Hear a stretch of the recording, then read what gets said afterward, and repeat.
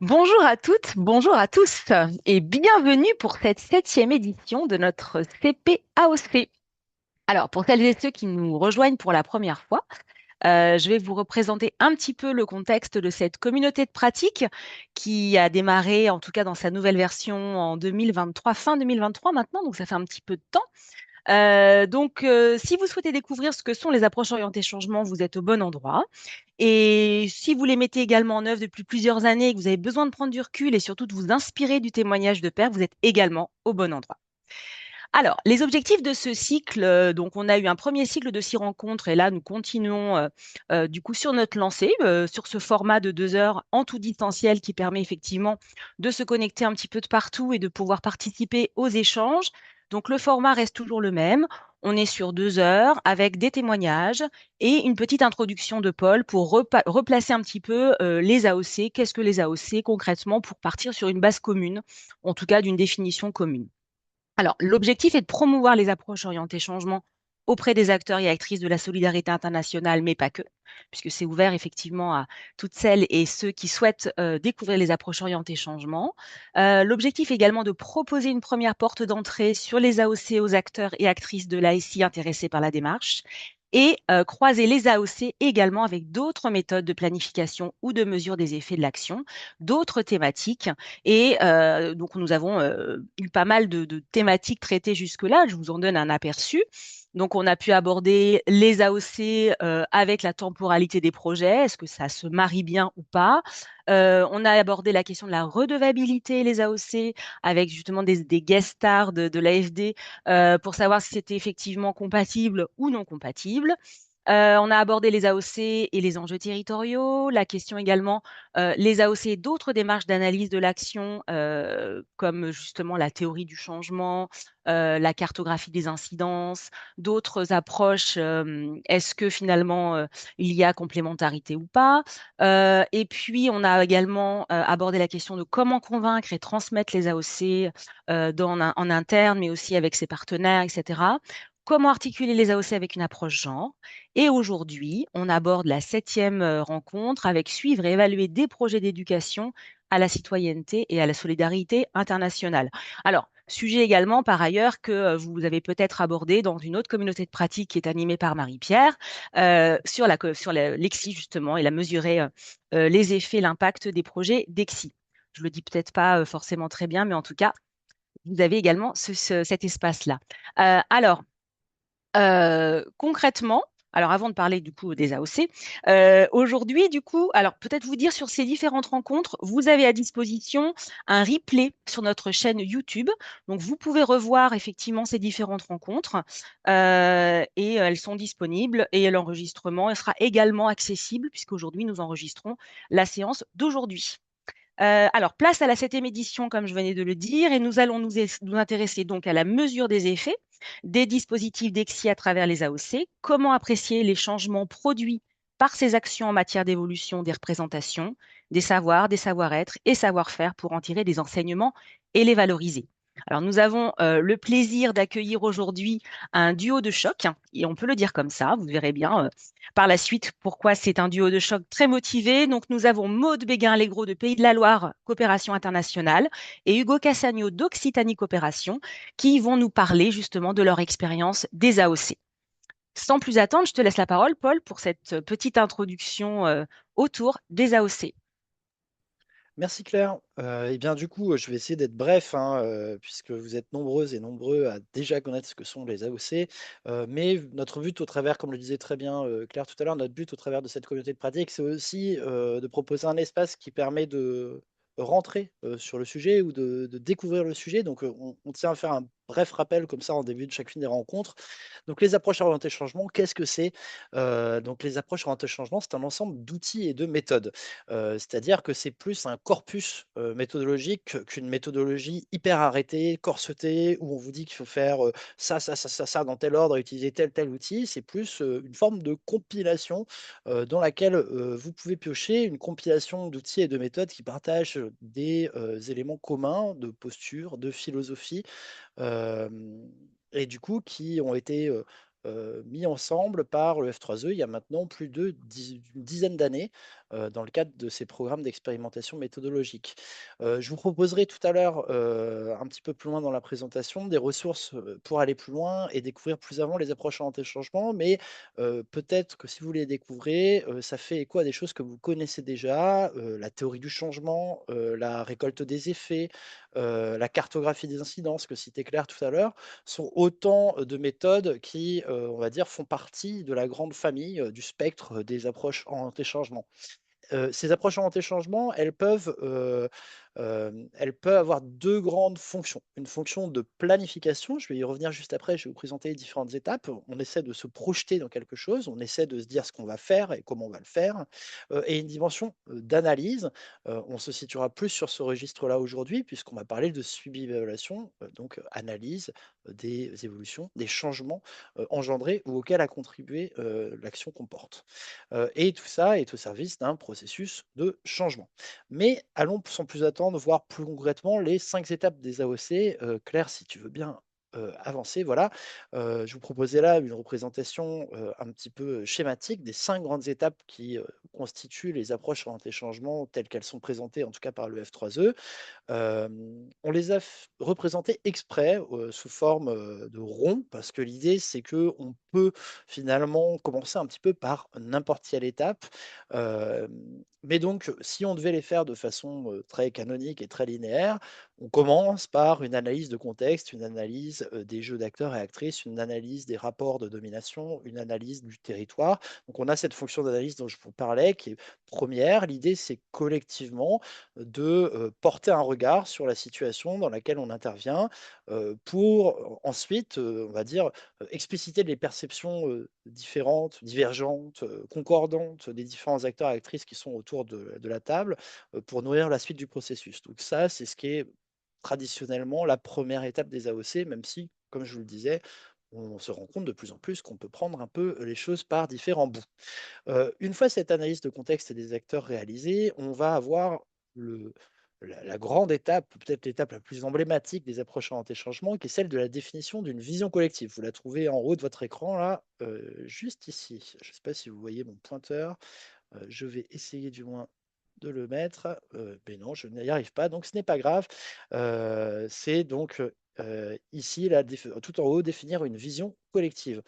L'idée des approches orientées changement, c'est de dépasser une programmation telle qu'on peut la connaître classiquement dans le cycle de projet à 1, 2, 3 ans, et de s'inscrire dans une vision de temps plus long, 5, 10, 15 ans.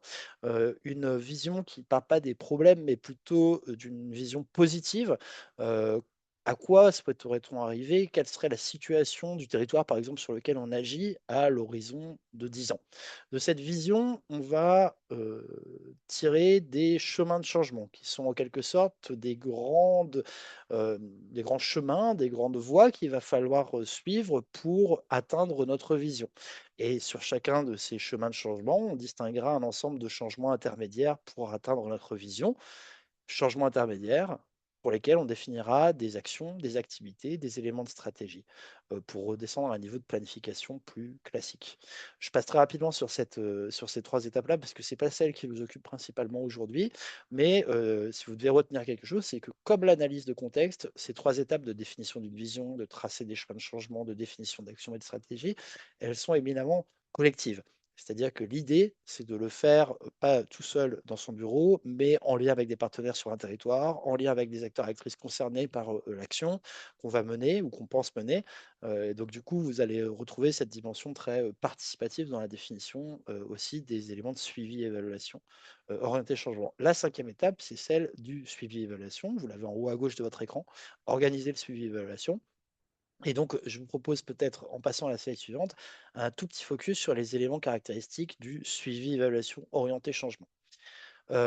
L'idée de clé, on va dire, ou les idées clés, du suivi évaluation orienté changement dont on va parler aujourd'hui, c'est de faire collectivement le récit d'un certain nombre de changements, de petits pas, changements, de processus de changement progressif.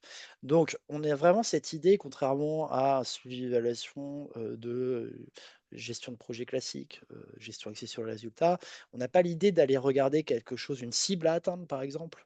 On a plutôt l'idée de prendre la mesure chemin faisant de toutes les petites avancées, de toutes les petites choses qui changent, en bien ou en mal d'ailleurs, et de le faire de façon collective, à dire d'acteurs, en prenant en compte la parole des personnes qui sont concernées par l'action, la parole des partenaires, des autres acteurs et actrices qui sont impliqués avec nous dans cette démarche d'approche orientée changement.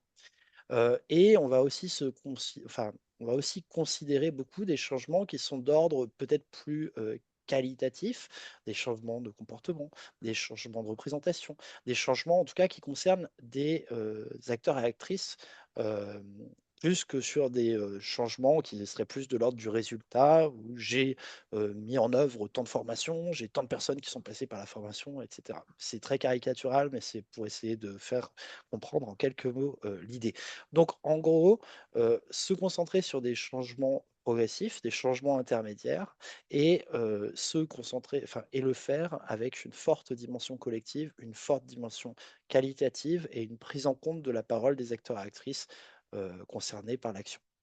Voilà pour quelques principes clés du suivi, évaluation, orienté changement. On pourrait en parler pendant très longtemps, mais mon but n'est pas de vous assommer avec ça, mais simplement d'introduire un peu les notions.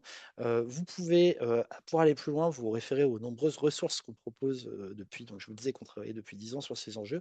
Donc vous avez là à l'écran, et donc dans la présentation, ce seront des liens cliquables. Vous avez un certain nombre de publications qui ont été proposées par le F3E sur ces enjeux d'approche orientée changement. Heu, pour la dimension suivi-évaluation, le premier agir pour le changement, le troisième comment suivre et évaluer des changements, et dans une moindre mesure, les 2 suivants, changer les territoires par l'action collective et les approches orientées changement seront les plus, intéressants. Vous retrouverez également, dans le PowerPoint, plusieurs, playlists de vidéos qui sont à votre disposition, dont, la dernière qui correspond à la playlist, des anciennes,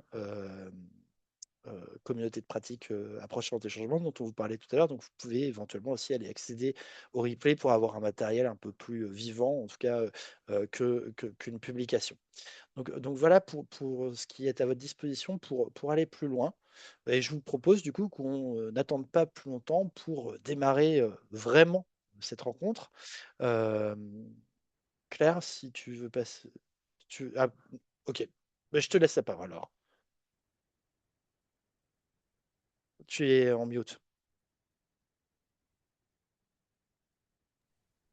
Oui, c'est bon. Je venais juste pour la suite. C'est que j'ai un petit souci avec mon PowerPoint, mais tout va bien. Alors, je continue de partager. Paul, je veux bien que tu partages parce que j'ai un souci avec mon PowerPoint, je ne sais pas pourquoi. Ok. C'est Ah non, non, attends, attends, ça va venir. Non, c'est bon. c'est bon? Excusez-moi pour ce petit couac, mais tout va bien.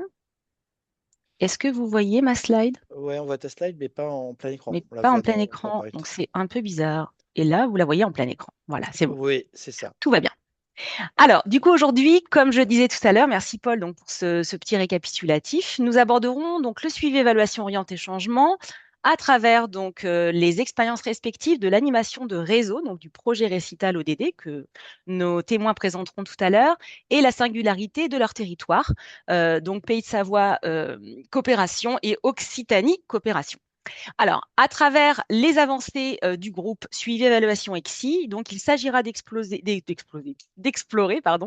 comment les AOC peuvent aider à renforcer les pratiques de suivi évaluation en EXI et quels outils orientés changement ont été adaptés et partagés sur les différents territoires. Alors, donc nous accueillons Maude, chargée de mission éducation à la citoyenneté et à la solidarité internationale chez Pays de la Loire Coopération et pas Pays de Savoie, Pays de la Loire Coopération internationale. Et on accueille également Hugo Cassagno, chargé de mission éducation à la citoyenneté mondiale chez Occitanie Coopération.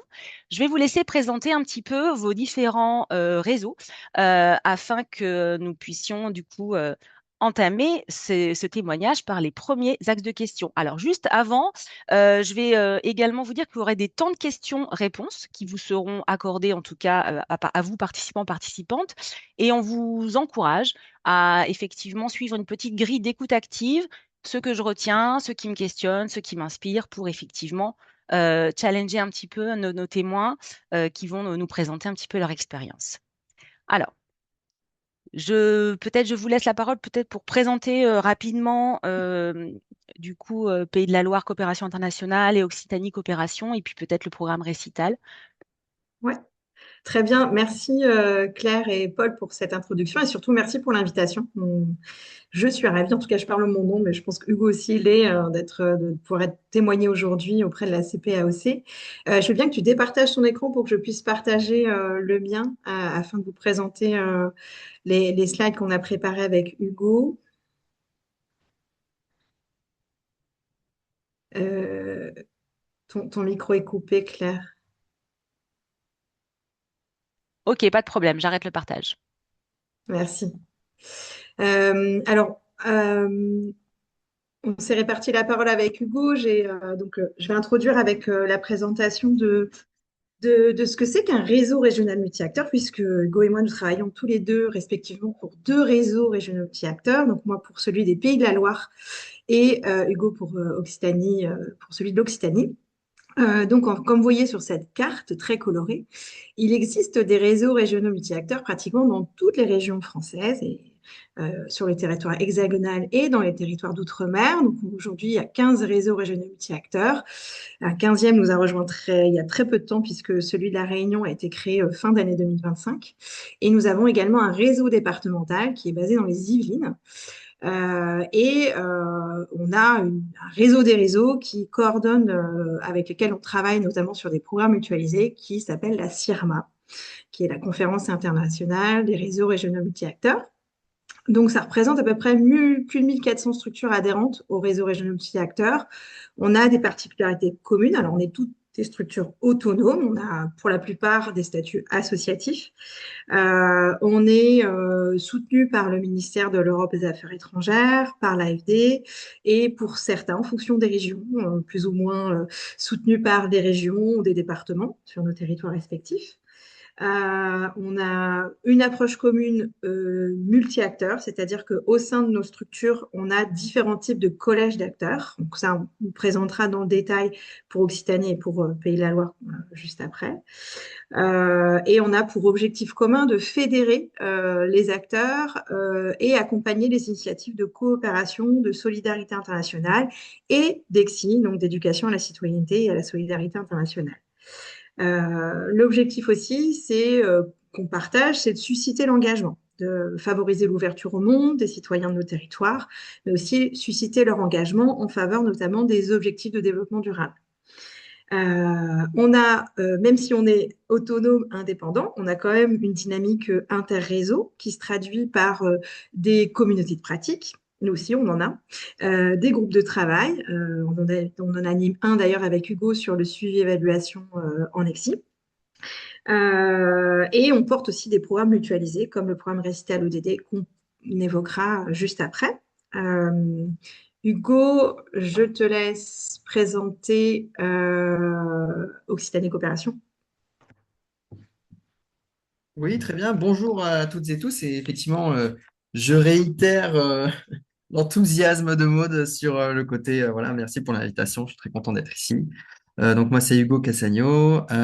Et du coup, pour présenter Occitanie Coopération, comme l'a très bien dit Maud, on est sur un réseau régional, donc avec l'objectif de renforcer la qualité des actions des acteurs de coopération internationale, que ce soit des collectivités locales, des entreprises, des associations. La qualité, ça peut être de la quantité de projets, mais c'est surtout, on va essayer de travailler sur la qualité des projets.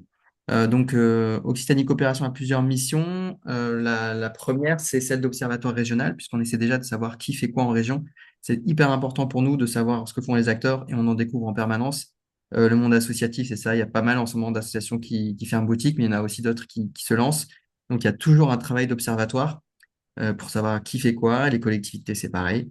Donc, on fait ce travail-là. C'est aussi des publications. On a une mission d'animation territoriale autour de la production voilà, d'événements. On essaie de faire beaucoup d'ateliers d'échange et d'être présent sur l'ensemble des territoires. Ça, c'est hyper important de ne pas être pour l'Occitanie, Toulouse et Montpellier coopération, mais bien d'aller un petit peu partout. Donc, c'est pas forcément toujours évident, mais on fait des tournées régionales. Voilà, on a une mission d'appui aux acteurs, donc ça va être de l'information, beaucoup, mais c'est aussi comme dans le cadre de Récital, du soutien via tout ce qui va être la publication sur les appels à projets, de la méthodologie de projet et du financement en cascade via les fonds territoriaux. Voilà, donc ça se traduit bien sûr par la coordination de dispositifs. Donc, c'est ce que je précisais notamment sur vraiment l'animation et la coordination de fonds régionaux. Une mission de politique publique, puisqu'on ne fait pas seul nos activités, on les fait avec nos partenaires, avec les acteurs au maximum. Ça, c'est hyper important. On les consulte sans cesse pour avoir au moins leurs idées d'orientation. Et puis parfois, on va jusqu'à la co-construction de dispositifs. Donc, voilà, très brièvement, mais j'essaie de pas être trop lourd. On est une dizaine de salariés, décomposés voilà, entre Toulouse et Montpellier, puisqu'on a démarré sur Toulouse, puis après, avec la fusion des régions, on s'est étendu. Voilà, avec 185 structures adhérentes. Je pense que c'est déjà pas mal. Merci Hugo. Alors pour Pays de la Loire Coopération Internationale, on a à peu près le même fonctionnement que Occitanie, même si on n'a pas tout à fait les mêmes axes. En tout cas, on ne les présente pas de la même manière. On est plus jeune que Occitanie. On a été créé nous en 2018. On a aussi une gouvernance multi-acteurs. On a parmi nos membres, on a des associations, des collectivités territoriales, des établissements d'enseignement et de recherche et des entreprises. Ça représente voilà, à peu près 125 structures adhérentes au dernier compteur de 2025. On est une plus petite équipe, on est 4 salariés et on a un seul bureau à Angers. Et voilà, je ne vais pas revenir sur les différents axes, mais on travaille de la même manière avec les autres réseaux. On a aussi un rôle d'observatoire. D'ailleurs, on a des sites internet qui sont partagés. Quand vous allez sur les sites des RRMA, vous pouvez faire des recherches filtrées pour voir, par exemple, qui intervient dans l'EXI ou sur la question de la préservation de la ressource en eau dans tel département ou dans tel pays. Et on a une base de données interne aussi qui nous permet de faire ressortir des études à l'échelle nationale sur l'implication des acteurs de la solidarité et de la coopération internationale. On fait aussi de l'animation territoriale. On a une plus petite région qu'en Occitanie. On a 5 départements, mais on se déplace aussi dans les différents départements. On fait de l'accompagnement. Moi, je suis plutôt en charge des projets d'EXI sur le territoire. Et on va aussi coordonner des programmes, des projets mutualisés. Ça nous arrive aussi d'accompagner des collectivités à se lancer en coopération décentralisée. Et on a toujours un volet EXI qu'on anime avec des acteurs du territoire. Et on va, voilà, pareil, on développe des fonds territoriaux. Ça me permet de faire le lien avec la slide d'après qui parle de Récital, du programme Récital ODD. Donc, c'est un programme que l'on porte, alors pas avec l'ensemble, donc pas que les 15, mais avec 12 réseaux régionaux multi-acteurs et le réseau départemental que l'on porte depuis 2020. On attaque la phase 3 depuis début 2025. On est en mise en œuvre jusqu'en fin 2027. C'est un programme qui vise à renforcer les pratiques des actrices de l'EXI dans leur diversité pour sensibiliser les citoyens de nos territoires aux objectifs de développement durable. Donc, c'est un programme qui va s'attacher à renforcer l'animation sur les territoires à travers des événements, des groupes, des communautés de pratique, etc. À structurer, à mettre en réseau les actrices et aussi à développer des dispositifs de financement pour financer les actions d'EXI sur le territoire. Alors, c'est un programme national, mais qui se traduit différemment en fonction des régions. Donc, on peut l'illustrer avec au moins nos 2 territoires. Donc, en Pays de la Loire pardon, ça se traduit concrètement par des dispositifs d'accompagnement et de financement. Donc, on a développé un appel à manifestation d'intérêt spécifiquement autour de l'ODD 5, donc égalité entre les sexes, notamment dû au fait qu'on a accueilli l'exposition 24 heures la vie d'une femme, pour ceux qui connaissent, qui est une exposition immersive sur les violences vécues par les femmes à travers le monde et qui sensibilise le public, le grand public sur ces causes-là. Donc, on a développé un appel à manifestation d'intérêt spécifique pour les associations qui souhaitaient développer des événements en écho à cette exposition. On développe les tandems solidaires depuis la création du réseau en 2019, que je laisserai peut-être Hugo présenter juste après, parce que c'est ton bébé, j'ai envie de dire. Et Totem, qui est un autre dispositif sur lequel on réfléchit plutôt on accompagne 10 associations actuellement sous format incubateur. Donc, ce sont des associations qui sont incubées pendant 6 mois pour développer des projets d'éducation citoyenne. On ouvre aux différents types d'éducation ce qui fait qu'on a des écoles de cirque, des compagnies de danse, mais aussi des acteurs plus classiques de Lexi qui co-construisent, qui réfléchissent à des projets pour sensibiliser aux ODD. C'est toujours le but voilà, du programme. On organise des temps d'échange et de valorisation des initiatives. Donc, on a un groupe de travail Lexi sur le territoire et des événements régionaux. Et on a pour projet aussi de développer des formations spécifiques à Lexi à destination des enseignants et des animatrices jeunesse de notre territoire. Hugo, je te laisse parler de ce que vous faites en Occitanie. Oui, merci.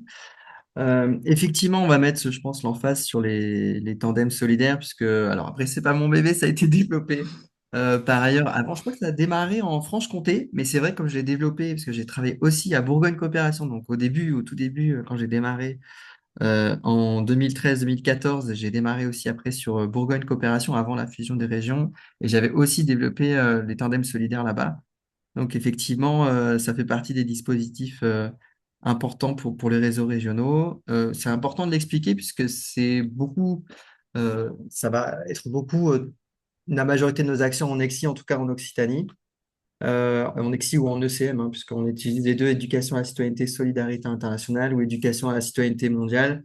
Je ne mets pas de grosses différences, on ne va pas forcément rentrer dans les détails du pourquoi, mais sachez que c'est en tout cas à mes yeux la même chose.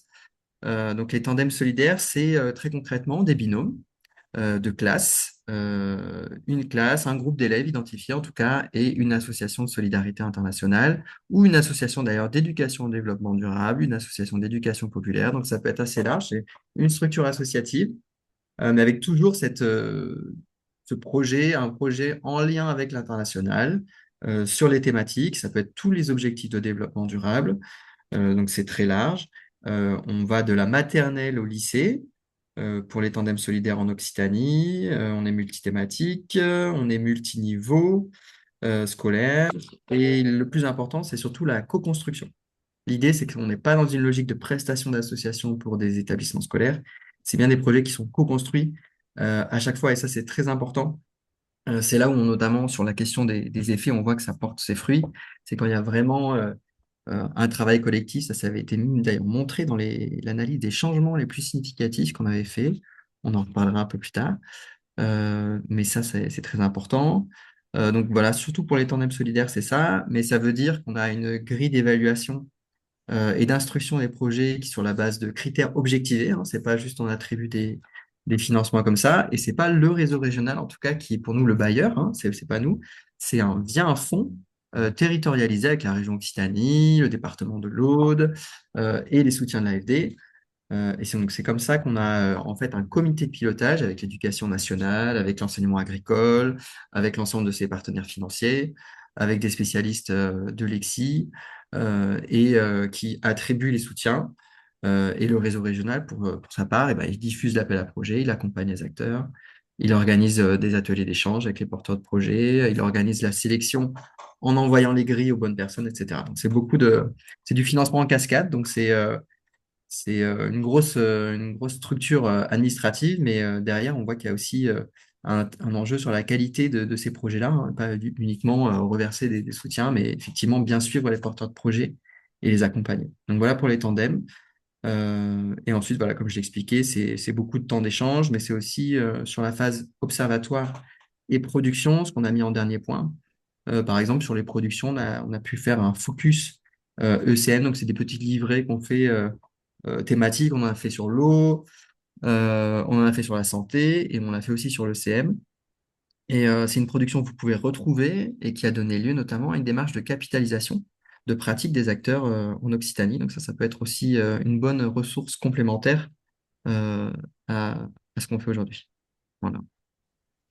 Merci Hugo et merci Maud pour la présentation de vos deux structures, de la façon dont elles interviennent sur leur territoire et la façon dont elles coopèrent à un échelon supérieur au niveau national. Euh, Moi, du coup, je voudrais du coup fourbir ma première question et puis Hugo, puisque tu avais la parole, te l'adresser d'abord pour commencer. Euh, enfin, qu'est-ce qui t'a conduit dans ta trajectoire, toi, professionnelle, à t'intéresser aux AOC? Pourquoi c'est un ensemble d'outils et de méthodes, comme on le disait tout à l'heure, qui vous a semblé intéressant à saisir ou à déployer dans le champ qui est le vôtre? Ouais, alors déjà, bon, il y a plein de niveaux, hein, professionnel, personnel, mais c'est vrai qu'au niveau, je vais commencer par le personnel, pourquoi pas. Au niveau personnel, on est assez convaincu que ça marche. C'est vrai que j'ai démarré, comme je disais, en 2013 et j'ai été à la fois bénéficiaire d'Action Lexi, on va dire bénéficiaire, puisque bon, on est à la fois acteur et bénéficiaire, mais en tout cas, j'ai commencé comme ça et ça crée déjà des changements sur soi-même. En fait, on l'a vu sur le long terme auprès des publics qu'on a accompagnés. Il y a des choix d'orientation qui sont faits de lycéens qui plus tard font voilà, des choix de parcours professionnels. Il y a des choses comme ça, mais c'est difficile. On a une difficulté quand même conceptuelle à montrer, à faire la démonstration de ce que fait Lexi en fait. On le voit à chaque fois, il y a des interventions qui sont super bien réussies. Il y a des vrais bouleversements où quand on sort d'une intervention, on se dit waouh, il y a eu des gros changements. Et il y en a d'autres où on a des gens qui sont vraiment pas du tout intéressés. Et donc, moi, professionnellement, je me pose cette question, qu'est-ce qu'on peut faire pour mettre au maximum de chance de notre côté pour faire en sorte qu'il y ait des changements qui s'opèrent, et notamment dans l'accompagnement des acteurs.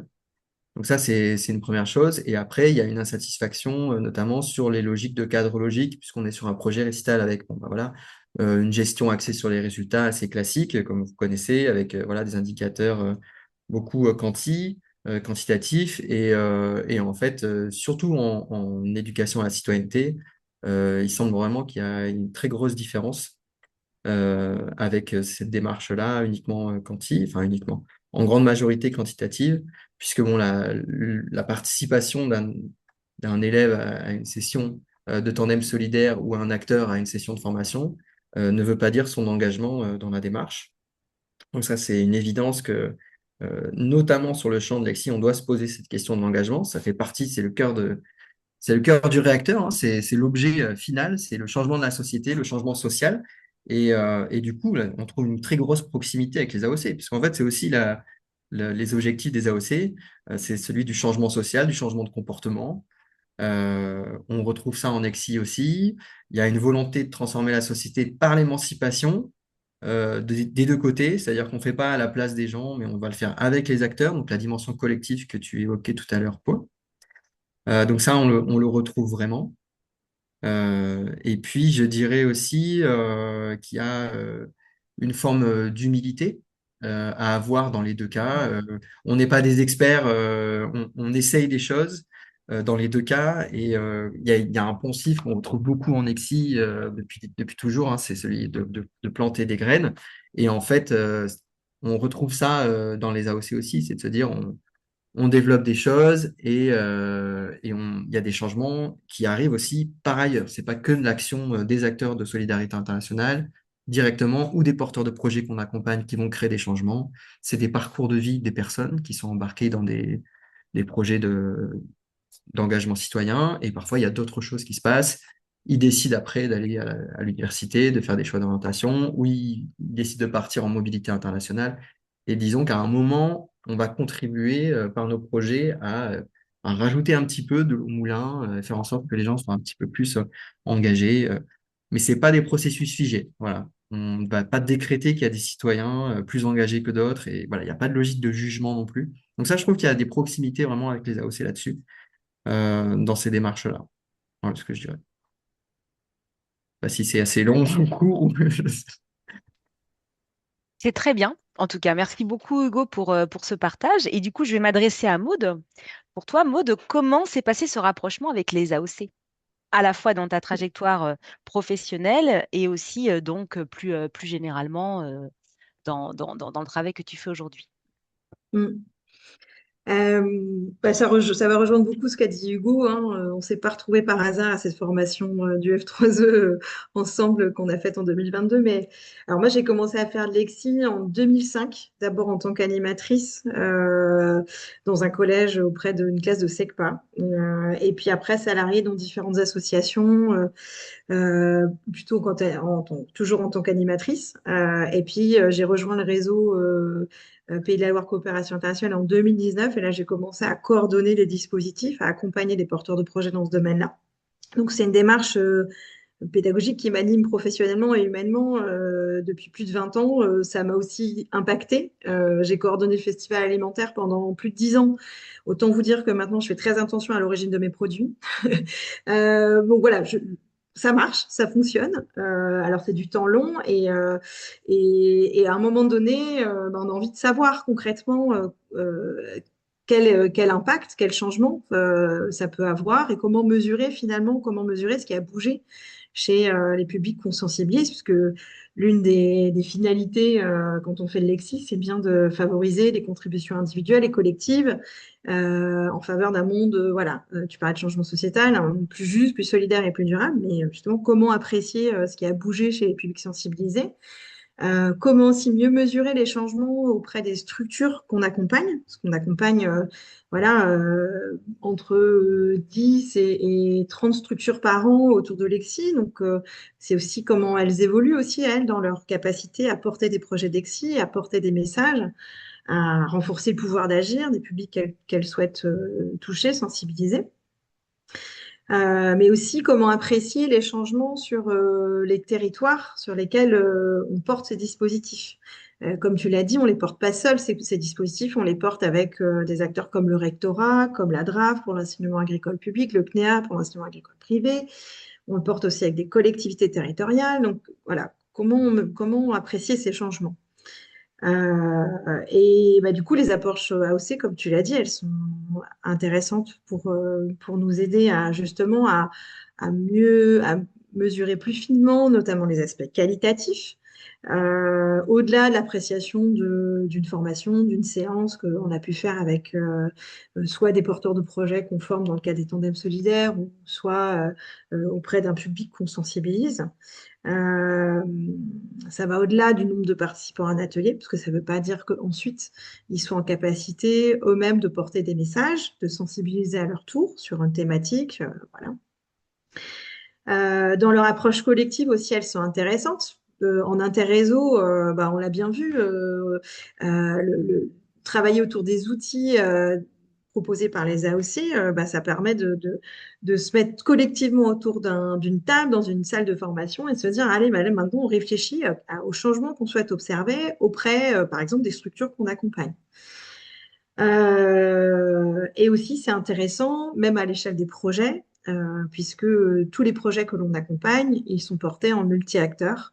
Et ça permet, même si ce sont les structures associatives qui sont les destinatrices de nos fonds territoriaux, ces projets, elles ne les portent pas seules et elles ont, ces projets, elles les co-construisent avec un établissement, donc une équipe pédagogique, une équipe avec des agents d'une collectivité, et donc c'est réfléchir ensemble à quel est l'objectif, quel changement on souhaite atteindre avec ce parcours, par exemple, qu'on va mettre en place auprès d'un public dédié. Et comme l'a dit Hugo, c'est aussi faire preuve d'humilité. Voilà, c'est pas uniquement avec une séance, je pense certainement pas, mais pas non plus avec un parcours sur une année qu'on va forcément impacter complètement le changement de comportement du public qu'on va toucher. Il y a forcément des facteurs externes et c'est intéressant qu'avec les approches AOC, on va justement aller ouvrir le champ, regarder de manière beaucoup plus large, prendre de la hauteur et identifier les facteurs externes qui peuvent avoir une influence sur l'évolution d'un comportement. Et je suis très contente d'être là aujourd'hui aussi parce que, en fait, en me remémorant mes souvenirs professionnelle. J'ai le souvenir d'avoir participé à un séminaire en 2016, donc c'était au début du travail du F3E autour des AOC. Et comme je travaillais pour une structure qui était coordinatrice du festival alimentaire en Hauts-de-France, j'avais participé à 2 jours de séminaire et j'avais une première approche des AOC. Alors à l'époque, je trouvais ça waouh, tellement compliqué. Et aujourd'hui, voilà, on est là, donc c'est chouette. Moi, Bah, je trouve ça toujours compliqué, hein. ah bah justement, Ah vous non, allez mais non, Non, ça. fallait justement, on s'est mis d'accord, vous deviez dire, ça semble super compliqué au début, mais c'est hyper simple à long terme. Voyons, Ah, mais Hugo. c'est qu'il faut surtout pratiquer, je pense. C'est se dire, voilà, on fait des choses, Oui, on essaie. en pratiquant, on teste, pas Exact. à pas, petit à petit. Ouais. Mm. Et comme le alors, disait Paul, c'est itératif. Donc on revient et on reprend en permanence. Et c'est un cycle. justement, on aimerait bien que vous nous racontiez comment vous avez procédé du coup pour mettre en place une dynamique d'abord collective au niveau interrégion autour des AOC. Comment vous avez constitué du coup ce duo de choc dont je parlais tout à l'heure et comment, de fil en aiguille, donc suite effectivement à ces premières introductions, donc via la formation, via vos approches respectives dans vos parcours, comment vous avez réussi à converger et comment concrètement vous avez procédé du coup à cette dynamique collective qui perdure encore aujourd'hui. Hugo, c'est toi qui commence. Et oui, ok.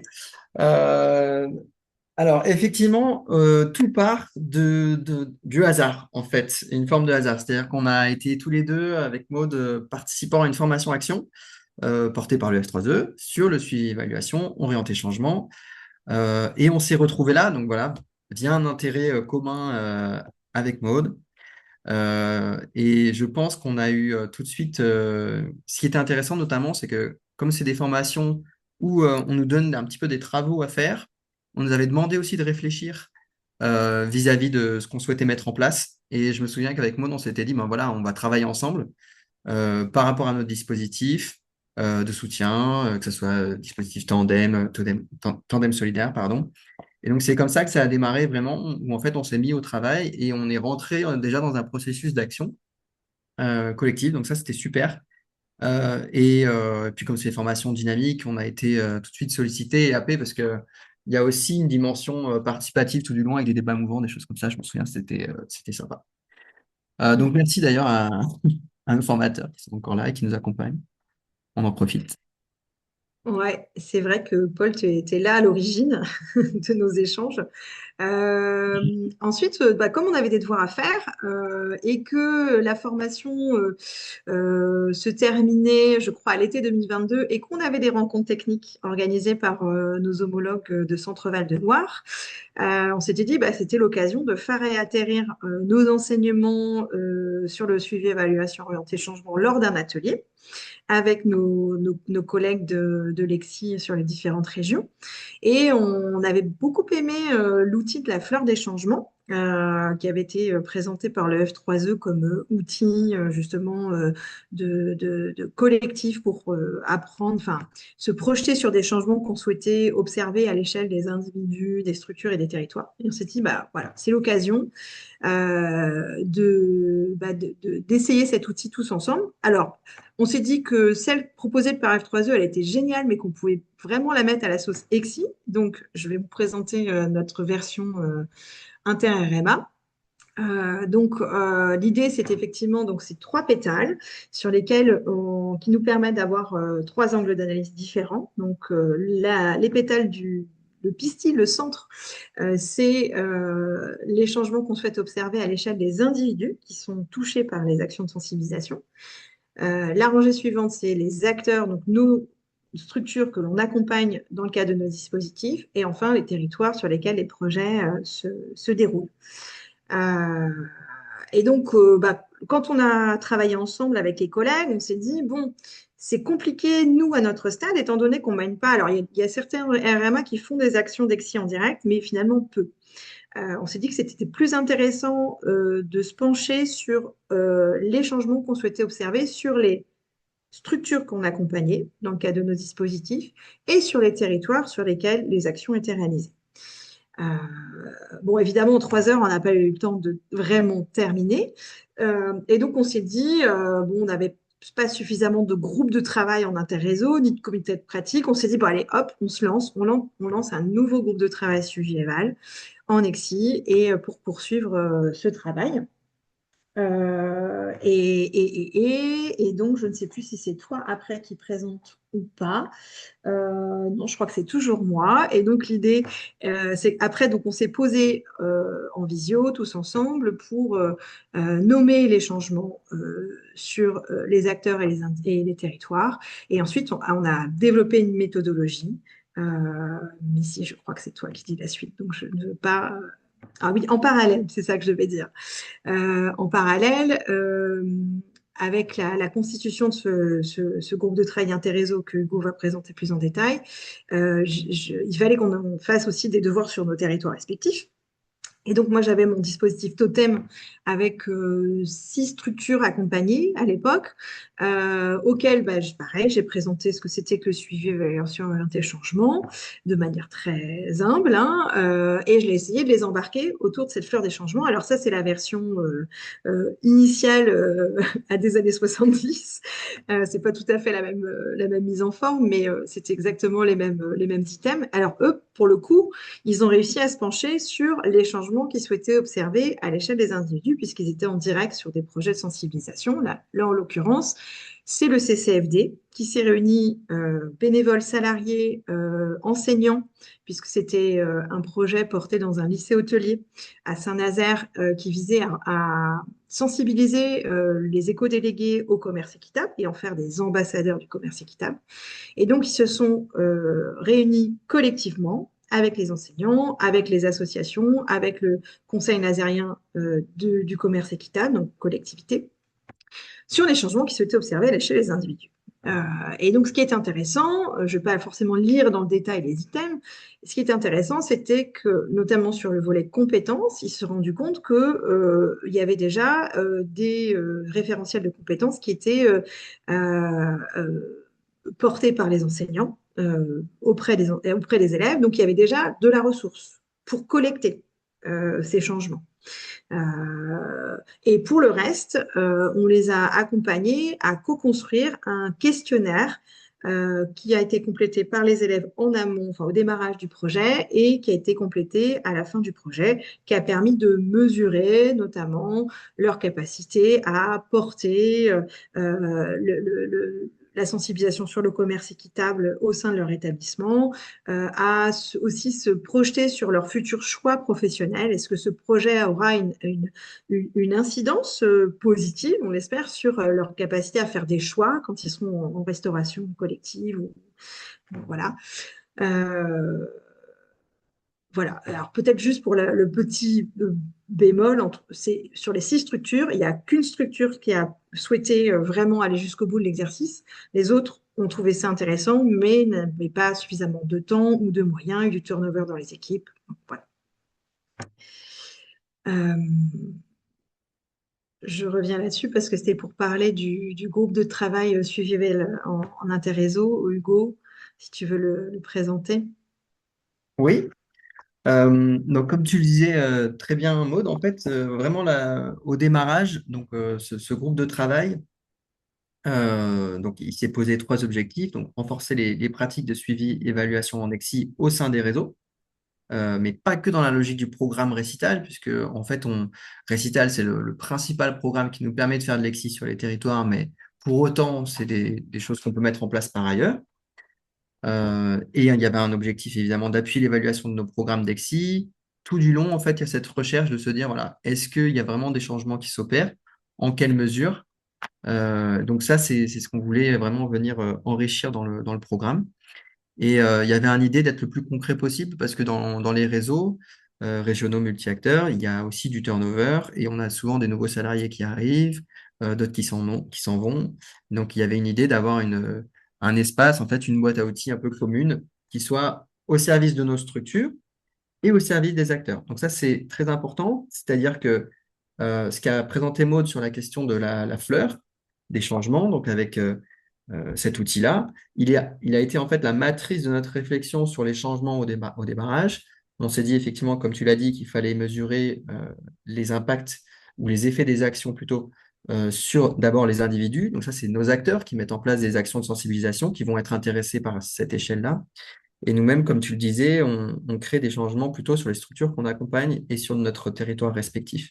Donc ça a été la matrice au démarrage et cet outil de la fleur, il a été utilisé à la fois en interréseau, puisqu'en fait, c'est-à-dire que le premier, disons que la vision collective dans les AOC, que présentait Paul tout à l'heure, il fallait déjà la créer au niveau inter-RMA. Donc c'est ce qu'on a essayé de faire avec ce groupe de travail, suivi évaluation, c'est de se dire, OK, quel changement on aimerait suivre à l'échelle des individus, donc quelle pédagogie ça implique, et quel changement on veut au niveau des acteurs. Qu'est-ce que ça implique en fait de faire de l'EXI de bonne qualité, on va dire, si on peut appeler ça comme ça, et au niveau du territoire.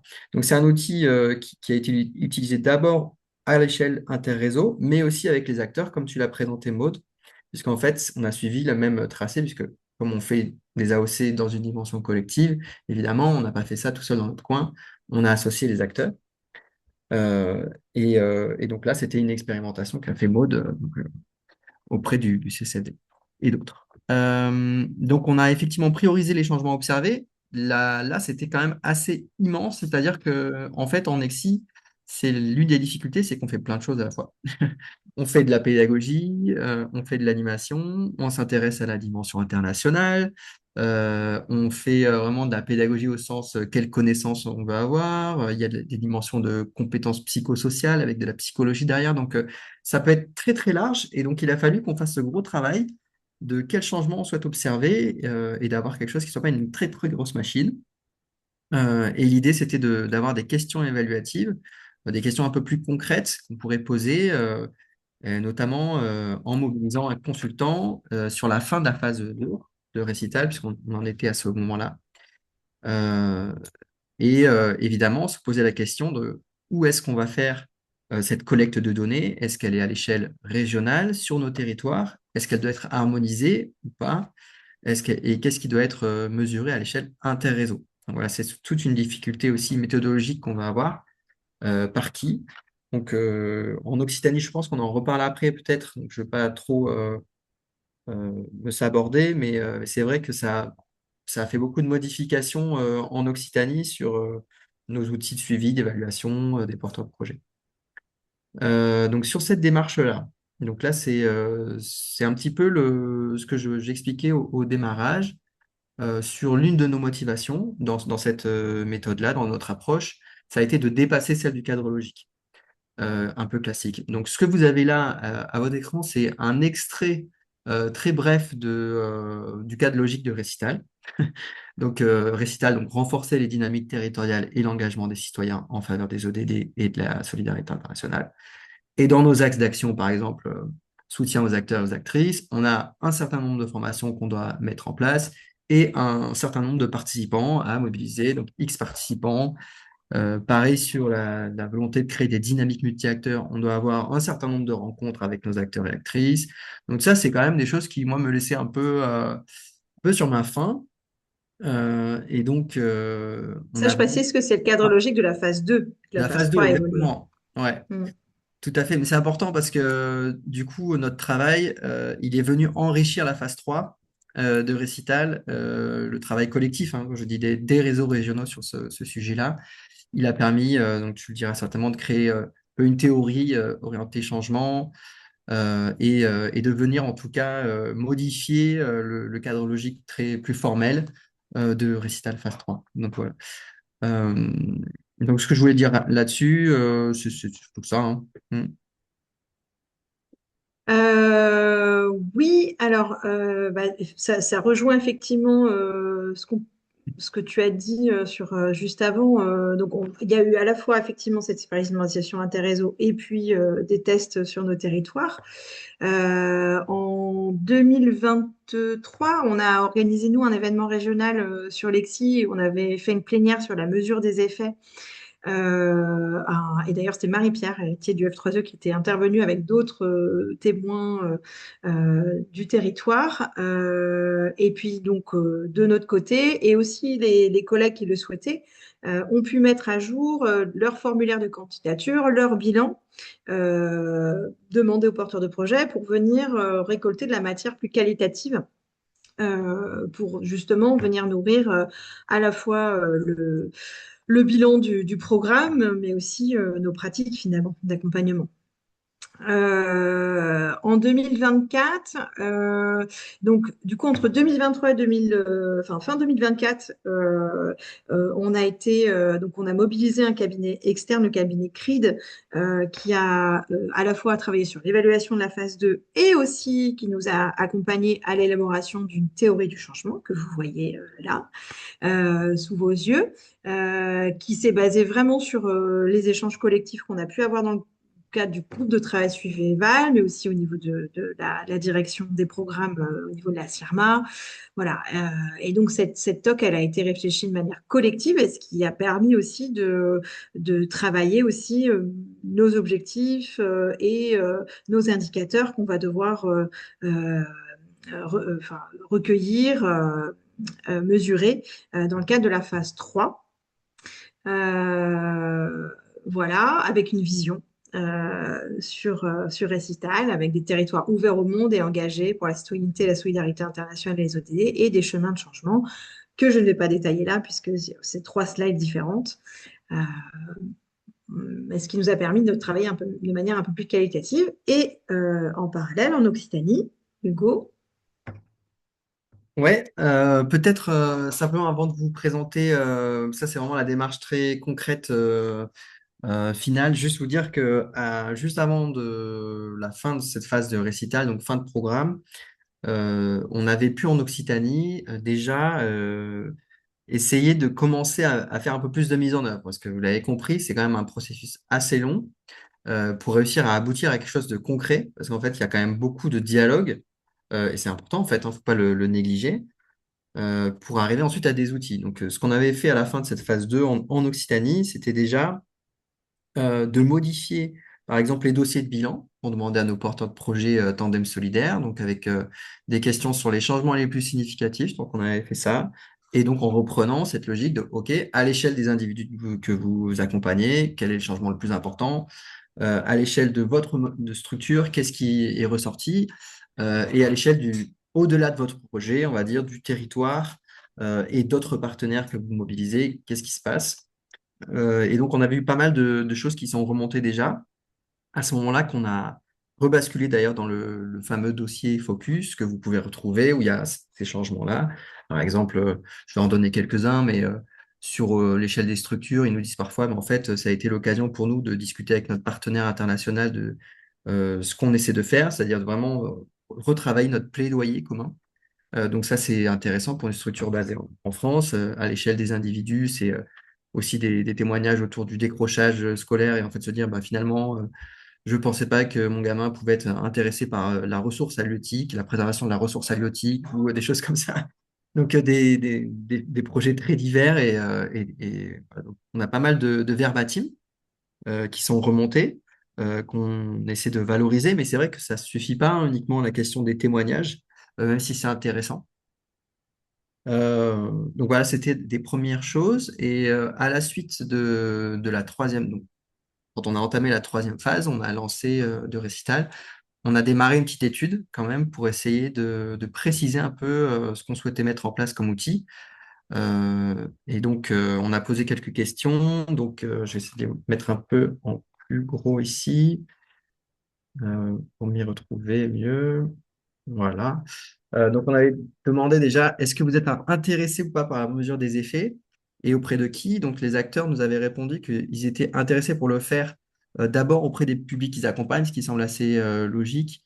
Mais c'était important pour nous quand même d'avoir ce retour-là parce que on s'était quand même beaucoup questionné, nous, sur l'accompagnement des acteurs. Et en fait, les acteurs nous demandaient, bah, notre progression, elle est importante, mais on veut savoir, nous, l'effet de nos actions. Donc ça, c'est intéressant quand même d'avoir leur retour là-dessus. Et On a eu des retours justement sur la question des changements les plus significatifs. Est-ce que ils avaient trouvé ça intéressant? Et en très grande majorité, oui. Donc nous, en fait, on a commencé à montrer, enfin à voir qu'il y avait vraiment un intérêt aussi sur le territoire, hein, sur ces questions d'évaluation. On les avait mobilisés aussi lors de rencontres et d'ateliers, nos acteurs. On leur avait parlé de ces sujets-là et on avait vu qu'ils nous suivaient. Donc ça, c'est hyper important puisque l'idée, c'était pas de partir seul, hein, puisque là aussi, c'est collectif. Donc il y a la dimension bien interréseau, mais nos acteurs aussi étaient intéressés. Ils veulent bien avoir des formations, oui, si c'est court et pratique. Donc, ok, il y a un intérêt pour la démarche. Peut-être la slide suivante, Maud. Mais ils nous ont bien montré qu'il y avait des difficultés méthodologiques, puisqu'en fait, il y a évidemment le manque de temps. On sait très bien qu'il manque de temps, mais aussi, moi, ce qui m'a intéressé, c'est certains acteurs ont dit il y a une difficulté pour nous à observer des effets concrets. Ça, c'est hyper important. C'est-à-dire que là, il y a une difficulté un peu plus conceptuelle. Parce que comme Lexis c'est assez large, est-ce que c'est des savoirs qu'on essaie de mesurer? Est-ce que c'est des compétences psychosociales? Est-ce que c'est le lien à l'international? Donc, c'est justement tout le travail qu'on avait fait dans la- le travail sur les changements qu'on souhaitait suivre. Donc, c'était intéressant. Et ce qu'ils disent aussi, c'est qu'ils mettent en place de l'évaluation des projets, de la mesure des effets, mais en général de manière informelle. Donc, de manière informelle en EXI, les entretiens l'ont montré aussi. En général, c'est à la fin d'une séance, OK, est-ce que ça vous a plu? Il y a la satisfaction, mais il y a aussi qu'est-ce que vous en retenez? Qu'est-ce qui vous a bouleversé? Qu'est-ce qui vous a un petit peu voilà, impacté. Mais ça reste aussi beaucoup bon, voilà, à l'oral et il n'en ressort pas, on n'arrive pas trop à capitaliser là-dessus, si ce n'est via du témoignage. Donc, voilà, ça c'était des choses qu'on avait relevées. Donc il y avait un intérêt à proposer un outil, mais quel type d'outil? Donc peut-être la slide suivante, puis je vais m'arrêter là. Je ne sais pas si j'empiète un peu sur la suite des questions, je ne sais pas trop. Si, si, la partie des outils, on va en parler justement dans un deuxième temps, puisque là, c'était la dynamique sur le territoire que vous avez effectivement bien explicité, notamment avec voilà, donc, tout ce qui a été mis en place avec le groupe de suivi évaluation, avec la définition de la TOC et comment ensuite le groupe a été remobilisé. Et donc là, du coup, je pense qu'on va faire un petit temps peut-être de questions-réponses Ouais. avec l'auditoire parce qu'il y a pas mal d'informations, pas mal de choses qui ont été posées là et je pense que ça peut être intéressant d'avoir un petit peu les retours des personnes, s'il y a des questions déjà de clarification et puis peut-être aussi des questions d'écho, de mise en écho avec vos pratiques, avec ce que ça suscite chez vous dans cette approche des approches orientées changement, justement. Donc, n'hésitez pas à prendre la parole. Paul vous a remis la grille d'écoute active effectivement sur le chat. Donc, vous pouvez écrire sur le chat, mais vous pouvez aussi ouvrir votre micro si vous le souhaitez. N'hésitez pas.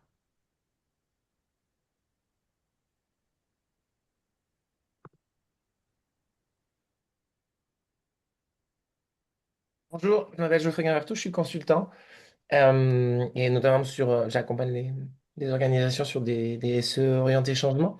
Et du coup, j'ai une question parce que assez souvent on travaille dans le domaine de l'EXI et on s'aperçoit que c'est très difficile de mobiliser les enseignants ou les partenaires. Donc du coup, c'est un petit peu de voir un petit peu si vous avez d'autres méthodologies ou techniques qui fonctionnent pour arriver à capter un petit peu leur retour. Nous, on essaye beaucoup de passer justement par les questionnaires au lieu de faire que des entretiens. Je ne sais pas si vous avez d'autres moyens qui ont fonctionné, qui vous ont donné de bons résultats. Merci Geoffrey. Je vous propose qu'on prenne plusieurs questions. Et Hugo, Maud, je vous laisse noter. Lamiat, vous avez levé la main, je vous en prie, vous pouvez ouvrir votre micro. Hop, ouais. Je sais pas si vous voyez. Oui, bonjour. Bonjour à toutes et tous et merci beaucoup pour ce partage très riche. Donc moi, je suis Lamia, je suis coordonnatrice au niveau d'une ONG qui s'appelle Maesha, qui est basée aux îles Comores dans l'océan Indien. Et je suis ravie d'être là parce que ça me rappelle de très très bons souvenirs. J'ai eu la chance de participer, je pense, à peut-être l'une des premières sessions de formation, c'était en 2014, ça me rajeunit pas, mais sur les AOC, et ça a été très très inspirant pour notre organisation. Et alors, ce que je retiens des témoignages qui ont été partagés, c'est qu'au final, quelle que soit la spécificité de nos territoires et la diversité, on se retrouve beaucoup, même plus de 10 ans plus tard, sur plusieurs aspects qui ont été partagés, notamment le besoin de trouver des réponses en termes de suivi-évaluation au-delà du cadre logique, qui nous rattrape finalement souvent assez vite. Euh, la conviction aussi, en tout cas pour nous, que les théories des changements apportent une partie de la réponse. Et la flexibilité de la méthode. Et surtout, j'ai beaucoup aimé l'humilité dont vous avez parlé, l'humilité face à des acteurs qu'on prétend accompagner, mais qui sont les premiers à contribuer essentiellement au changement qu'on essaye de suivre.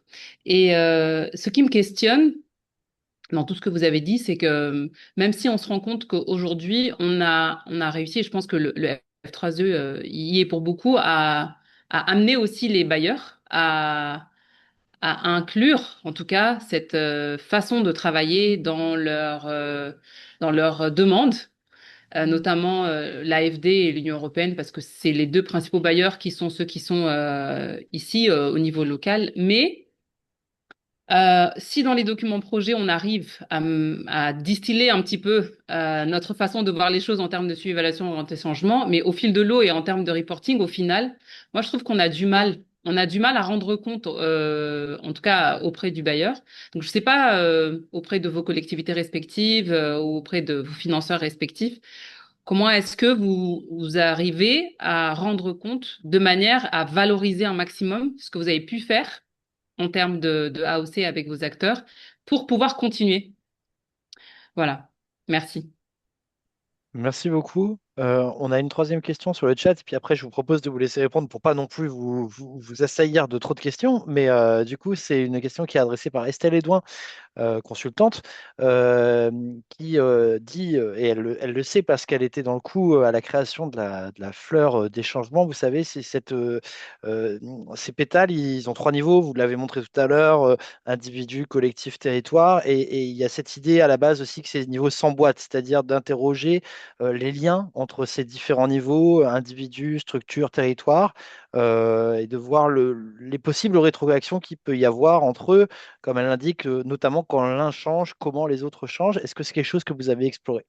Voilà, donc j'espère ne pas avoir trahi la pensée d'Estelle par cette reprise à l'oral. Je vous laisse du coup peut-être nous apporter sur les trois questions, remarques de Geoffrey, Lamia et Estelle, vos intrants. Oui, peut-être sur la première, Hugo, sur le lien avec les enseignants. Alors Ouais. ça va peut-être un peu spoiler ce qu'on va présenter après en termes d'outils derrière, mais vas-y. Non, mais je veux bien répondre à cette partie-là.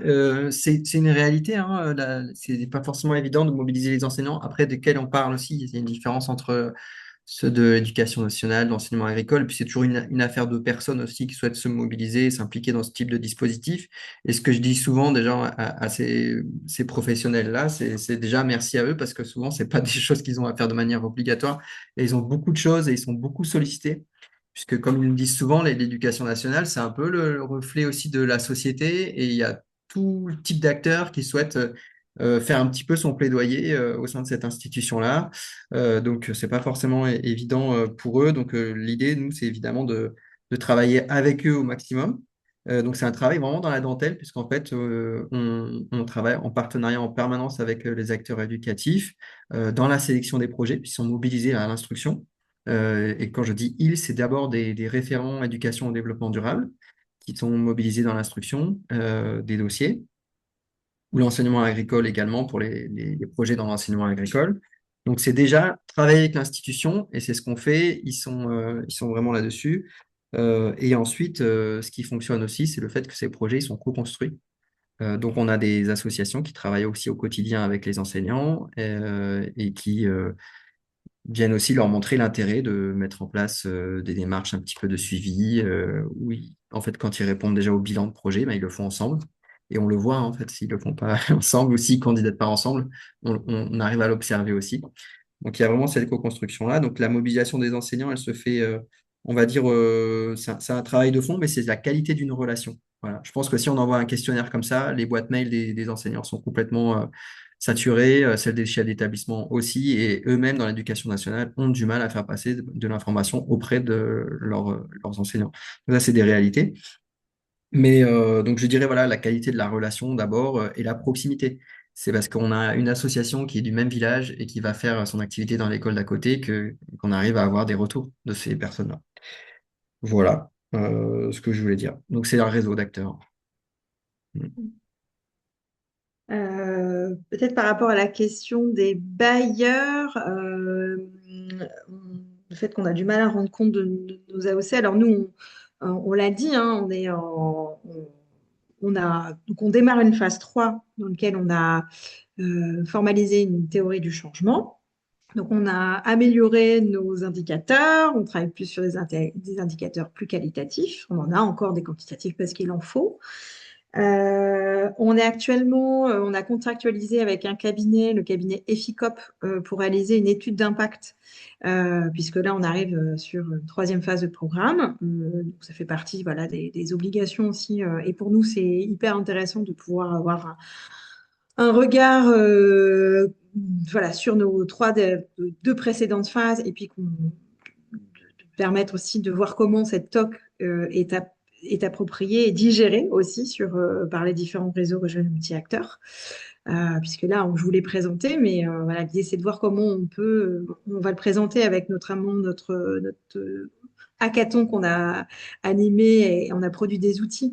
L'idée, c'est de voir comment voilà, cette TOC est réellement appropriée par les collègues des différents réseaux et comment elle va venir nourrir finalement cette étude d'impact. Et donc forcément, dans l'étude d'impact, il y aura des éléments type AOC, enfin en tout cas des indicateurs qui vont ressortir.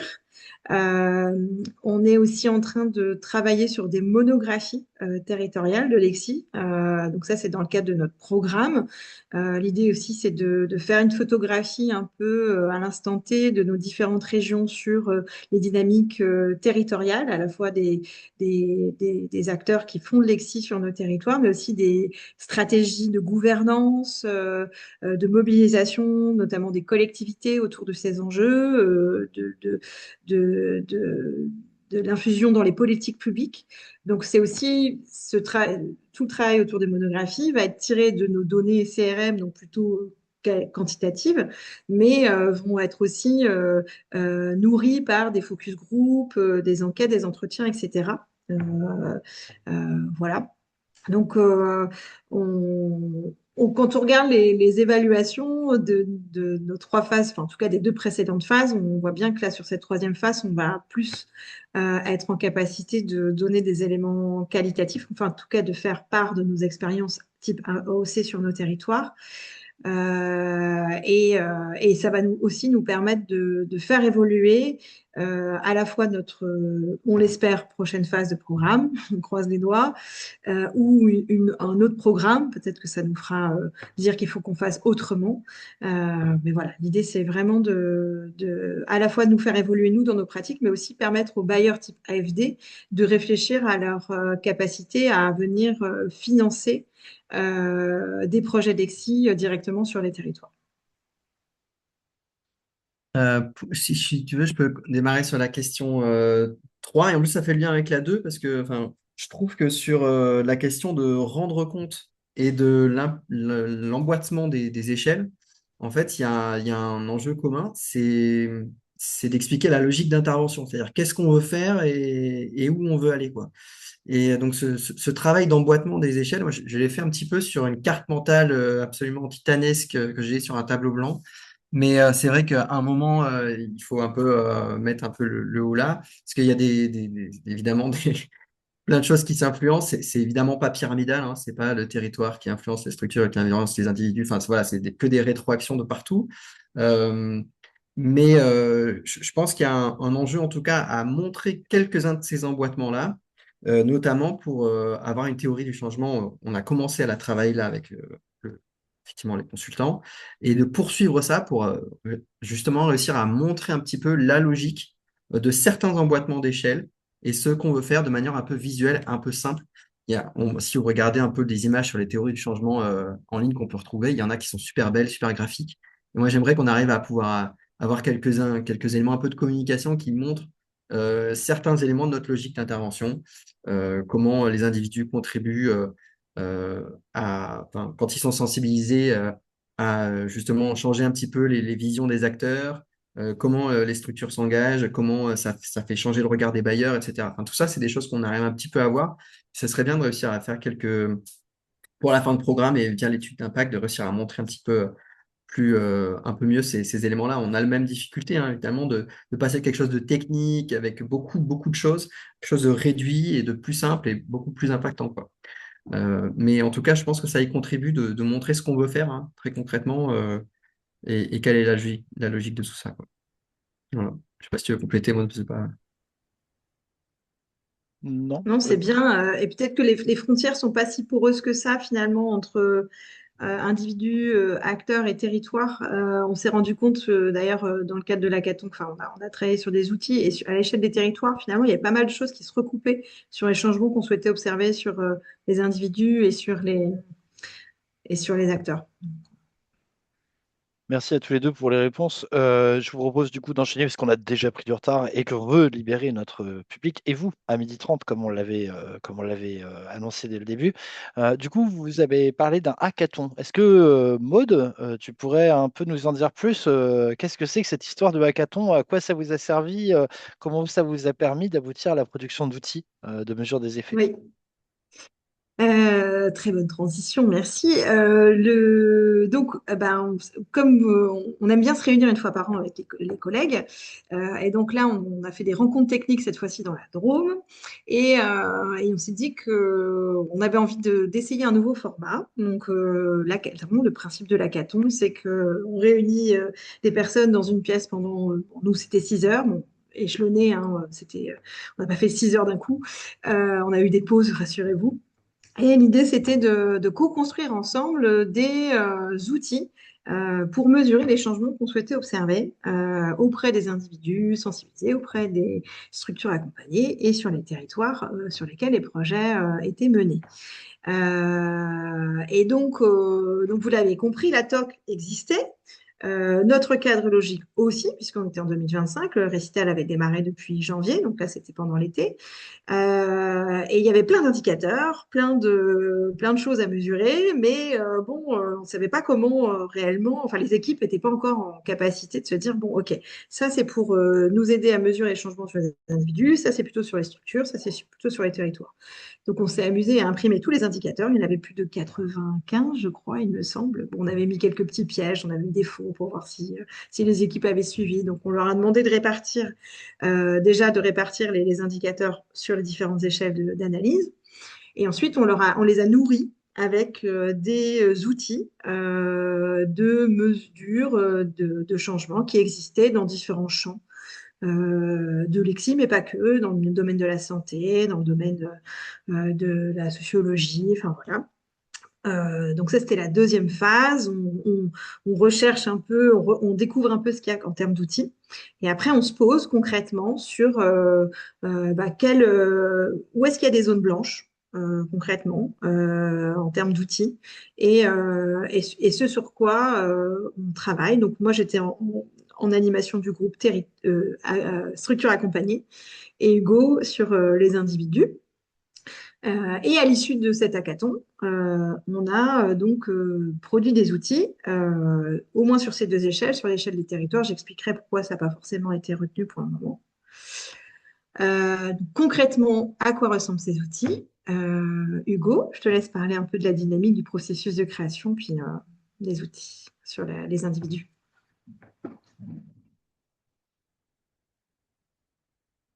Ton micro est coupé. Merci. Sur les individus, effectivement, je ne sais pas si on voit toujours l'écran, la présentation. Ouais, on la voit. Euh, Ouais, ce enfin, je pense. ce qu'on a expliqué, c'est effectivement, donc, nous, on est arrivé pour reprendre un peu, parce que je me suis un petit peu emmêlé les pinceaux, je vous prie de m'excuser. Tout à l'heure, en vous présentant des éléments d'un questionnaire qu'on a diffusé en Occitanie. Donc, effectivement, nous, on est arrivé au hackathon en ayant préalablement diffusé un questionnaire auprès de nos acteurs. qui nous ont fait part aussi voilà, de ce que j'expliquais tout à l'heure, un intérêt pour la démarche, des difficultés méthodologiques un peu spécifiques, sur le fait qu'ils n'ont pas beaucoup de temps et qu'ils ont du mal à mesurer les effets d'action pédagogique et qu'ils le font de manière informelle. Et aussi qu'ils étaient intéressés à l'idée d'avoir un outil standardisé, mais qui soit simple et adapté à leur projet. Et notamment, ils nous avaient dit qu'ils étaient intéressés pour avoir un outil d'auto-évaluation des apprentissages à compléter par les élèves eux-mêmes. Ça, c'est des choses qu'on savait avant d'arriver au hackathon. Ils étaient intéressés pour avoir un outil d'auto-évaluation. Et quand on s'est retrouvé avec les collègues des réseaux, les collègues des autres réseaux étaient aussi intéressés pour faire un questionnaire parmi les différents outils. Ils s'étaient dit, bah, on va faire effectivement un questionnaire, ça semble intéressant, qui soit dans une logique d'auto-évaluation. Tout le monde était OK, le petit groupe qu'on avait. Ce qui était intéressant, ce qui nous a un petit peu challengé, j'aime pas trop ce mot, mais c'était qu'on avait notamment une jeune avec nous, je sais plus, elle était en alternance dans un des réseaux, je sais plus exactement, mais qui nous avait fait part notamment mais moi, je me sens pas légitime en fait à travailler sur ce genre de démarche parce que je n'ai pas cette expérience, etc. Et justement, ça nous a un peu questionné. On s'est dit, mais non, il faut pas du tout. Enfin, il y a un frein là-dessus sur la question de la légitimité et notamment sur la question des freins plus généraux à l'engagement. Donc, on a un peu axé du coup le questionnaire sur ça. C'est vrai qu'on pourrait aller dans énormément de choses. Donc, ce qu'on propose là, c'est un questionnaire un peu standardisé sur la question des individus, des changements et notamment des freins à l'engagement avec une petite focale là-dessus. Et après, dans notre accompagnement, on peut aller plus loin avec certains acteurs qui le souhaiteraient, mais déjà d'avoir un questionnaire global pour l'ensemble des réseaux, pour ceux qui souhaitent le développer. C'était déjà très bien de repartir du hackathon avec quasiment une trame de questionnaire, avec une dizaine de questions, pas plus, qui étaient rédigées qu'on a retravaillé un petit peu peaufiné après par la suite, mais on avait déjà un bel outil qui avait été pensé. L'idée, c'était pas de faire quelque chose de trop lourd, puisqu'on a vu, personne n'a envie de remplir un questionnaire énorme. Et l'idée, c'est pas d'être dans une évaluation des savoirs ou des apprentissages des élèves. On voulait pas que ça soit perçu comme ça. On voulait que ça soit pas disciplinaire, mais justement de l'auto-évaluation pour avoir cette logique réflexive qu'on a en Exi, en se disant, bah, OK, c'est mon parcours d'engagement. Oui, est-ce que je me sens prêt à m'engager sur ça maintenant? Pourquoi pas? Avec qui j'ai envie de le faire? Qu'est-ce qui seraient les freins? Est-ce que les adultes écoutent un petit peu ce qu'on a envie de mettre en place, etc. Donc, il y avait cette logique-là dans les questionnaires. Je ne sais pas si on peut présenter le visuel voilà, du questionnaire. Donc, vous l'avez à l'écran. On a fait différentes choses. Donc, évidemment, l'un des enjeux, après, là, c'était en Occitanie, on a commencé à développer aussi pour les primaires et collège-lycée. On a fait deux types de questionnaires, parce qu'évidemment, ce n'est pas la même logique. Donc, pour le questionnaire primaire, c'est beaucoup plus visuel, il y a beaucoup plus d'éléments dessinés, ce genre de choses. Et pour les collèges-lycées, avec des échelles un peu plus standards. Là, vous avez vraiment que des extraits, hein, ça fait plusieurs pages, il y a une dizaine de questions, c'est pas forcément très long, mais voilà, vous avez ce genre de choses. Donc, on a fait des questionnaires qui sont adaptés à l'ensemble de la diversité des scénarios pédagogiques qu'on peut retrouver en EXI, puisqu'on a toutes les thématiques sur les tandems solidaires et pas que, hein, dans d'autres dispositifs, puisque là, en fait, on peut dépasser le cadre scolaire. Hein, c'est vraiment un projet. Quel est votre projet? La personne, elle peut écrire le sujet et récupérer ça. Mais en tout cas, il fallait que ça soit adaptable pour différents niveaux scolaires. On a voulu faire évidemment un questionnaire ante et post avec l'idée de se dire, ben voilà, quelle a été un peu la progression, ou en tout cas, il faut avoir une baseline, comme on dit, voilà. Qu'est-ce qu'on avait au début, parce que en fait, on s'en rend compte, il y a des acteurs qui disent on va faire quelque chose sur le changement climatique, les élèves, ils y connaissent rien, et en fait, si on les interroge au début, on se rend compte qu'ils savent très bien, qu'ils ont déjà envie de s'engager ou qu'ils s'engagent déjà. Donc, c'est bien d'avoir un peu des éléments de diagnostic aussi au début pour mieux connaître le public et ajuster le tir éventuellement. Donc ça, c'était ce qu'on a voulu développer. La logique de l'auto-évaluation, ça on l'a dit. Et aussi, on a repris un petit peu, on va dire, le schéma classique de Lexi, c'est-à-dire les connaissances, les attitudes, les comportements. Donc on retrouve, il y a des questions un petit peu sur ces trois échelles-là, en termes de cours d'essence? Qu'est-ce que vous avez appris? Est-ce que vous connaissez le sujet avant? Est-ce que vous pensez mieux le connaître maintenant? Qu'est-ce que vous identifiez comme sujets qui posent problème, on va dire, qui sont voilà, des éléments justement de questions socialement vives? Donc, voilà, les éléments de débat, comment vous les identifiez vous? Voilà, donc il y a des choses plus sur les compétences et psychosociales et l'envie d'agir. Donc il y a un peu les trois échelles qu'on retrouve dans ces questionnaires-là, mais on fait quand même synthétique. Et évidemment, c'est pas une dimension de recherche. Enfin, on n'est pas des chercheurs spécialisés là-dessus. On en a vu spécialisés sur les esprits critiques, par exemple. Ils font que des enquêtes sur l'esprit critique. Et nous, ce qu'on a comme défi, et peut-être on en parlera, c'est qu'on fait un peu de tout là, hein. Dans nos projets d'Exi, il y en a qui veulent travailler des questions d'empathie sur un projet en lien avec le Kenya, d'autres qui vont faire un projet de développement durable avec de l'esprit critique. Donc, il peut y avoir plein de choses. Donc, ça, c'est forcément un des défis qu'on a. Voilà, je crois que c'est pas mal déjà, hein. Merci C'est Hugo. super, Hugo. Euh, Merci beaucoup. De rien. Non, mais du coup, effectivement, mais maintenant, alors, du coup, ça nous intéresse beaucoup de savoir du côté des structures accompagnées, dans ton groupe, Maud, qu'est-ce que vous avez, autour de quoi vous avez phosphoré en termes d'outils? Il faut noter aussi quand même, Hugo, là, les outils, enfin, le petit questionnaire, je trouve, pour les primaires est merveilleusement illustré. Donc, il est très agréable, en tout cas, c'est très, très ludique. Donc, c'est aussi, Ça, c'est ma collègue Louise, elle est brillante. ouais, Là, c'est chouette. elle n'est pas là, mais elle travaille super bien. oui, alors donc de la même manière, lors de l'hackathon, on s'est penché avec 5 ou 6 collègues sur l'outil qui nous permettrait de mesurer les changements sur les structures qu'on accompagnait. Déjà, on s'est dit, bon, parce qu'en fait, en fonction des territoires, il y a différents types de dispositifs d'accompagnement et de financement. On n'a pas tous les mêmes dispositifs. Et on s'est dit que ça serait intéressant de mesurer les changements auprès de structures qui rentrent vraiment dans un parcours d'accompagnement. Donc type incubateur où voilà, pendant un temps donné, les structures suivent des formations, participent à des temps d'intelligence collective, sont accompagnées de manière individuelle et potentiellement accèdent à des fonds. Pour aussi avoir la capacité de mesurer effectivement les évolutions sur le plan pédagogique et méthodologique. Donc on est parti de ce fameux radar ou toile d'araignée, en fonction voilà, il a deux noms. Donc l'idée c'est de questionner. Alors c'est un outil qui se complète avec les structures. Auto-évaluation, c'est un bien grand mot puisque l'idée vraiment c'est de l'utiliser comme un outil de dialogue avec les structures qu'on accompagne au démarrage d'un parcours d'incubation, par exemple, ou d'un parcours d'accompagnement. C'est un outil qu'on l'on complète avec plusieurs membres de l'association, où on va, au démarrage du parcours, faire une photographie à l'instant T de la capacité pédagogique de la structure et de sa capacité sur le plan méthodologique.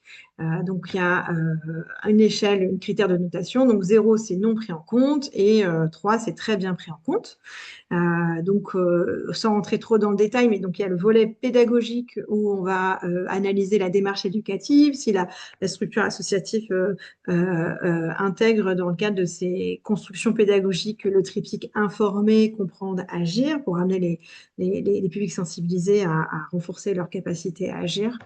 Le lien entre les objectifs de développement durable pour faire le lien entre les enjeux locaux et les enjeux globaux, sa capacité à animer, donc à adopter une posture adaptée en fonction du public qu'elle a en face d'elle, etc. Et ensuite, on a plutôt un volet des critères sur le plan méthodologique où on va analyser, par exemple, sa capacité donc, à son ancrage territorial, donc le lien, son analyse des besoins qu'elle a pu faire sur la thématique sur laquelle elle va travailler, sa capacité aussi à formuler son projet sous forme d'objectifs, d'activités, de résultats, les partenariats qu'elle va mobiliser sur le plan local, sa capacité à mesurer les effets aussi, voilà, de ses actions et sa capacité à valoriser, communiquer et enfin essaimer et transférer, enfin permettre aux actions, aux activités de perdurer au-delà de l'accompagnement et du financement et au partage d'outils qui potentiellement pourront servir à d'autres acteurs, actrices du territoire. Donc, ça prend un petit peu de temps à compléter avec les structures. C'est un minimum de 2 heures, mais c'est super parce que du coup, ça permet en fait pour chaque critère, on va demander à la structure d'argumenter. Et en fonction de l'argumentation qu'elle va donner, on va se mettre d'accord sur une notation. Et on a une colonne ensuite qui nous permet de définir le pas d'après. Donc, concrètement, là, on voit par exemple que sur le suivi évaluation, il y a une petite marge de progression à effectuer auprès de la structure, avec la structure. Donc, soit au sein de notre parcours d'accompagnement, notre incubateur, on a déjà un module dédié à la mesure des effets sur les publics. Bon, top. On sait que la structure va devoir suivre ce module-là. Soit on n'a pas forcément les ressources en interne, et par exemple pour une structure qu'on accompagne, le volet capitalisation semblait être un élément important pour la pérennisation du projet. Eh bien, j'ai appelé un ami, j'ai appelé Claire du F3E, et je lui ai dit, voilà, est-ce que tu pourrais potentiellement faire un diagnostic, échanger avec la structure pour voir quel peut être finalement le meilleur démarche pour faire de la capite sur ce projet. Voilà, et donc là on en est au début. Donc, les structures, j'ai complété ça avec 10 associations en février, et on complétera de nouveau ce radar en juin, à la fin de l'incubateur. Et on a aussi une colonne facteurs externes, parce que l'idée c'est que lors de ce dernier rendez-vous qu'on fera avec les structures, l'idée c'est de le faire en collectif.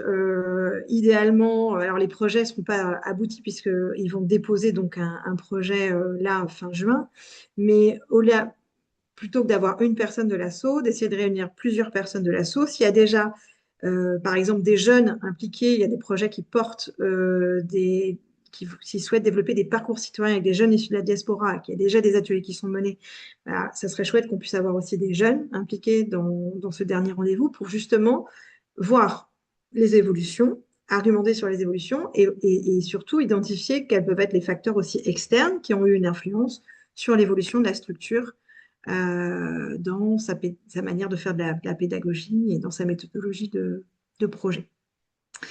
Donc ça, c'est un outil qu'on a partagé avec tous les réseaux régionaux multi-acteurs. Le seul petit bémol, c'est que nous, forcément, Hugo et moi, on les a portés ces outils, donc on les expérimente sur nos territoires respectifs. Il y a une difficulté dans les différents réseaux, c'est que il peut y avoir du turnover dans les équipes. Il ne faut pas se cacher qu'aujourd'hui, travailler dans l'EXI ou dans la coopération internationale, c'est de plus en plus compliqué parce que il y a des coupes budgétaires assez brutales, à la fois sur nos territoires régionaux, mais aussi au niveau national. Donc, on manque de temps et de ressources humaines. Voilà, il faut le dire, dans les réseaux régionaux multi-acteurs, il y a une grande partie des équipes qui n'ont pas pu être renouvelées suite aux coupes budgétaires. Donc, ça a forcément une incidence sur la capacité des équipes à utiliser ces outils et à se les approprier.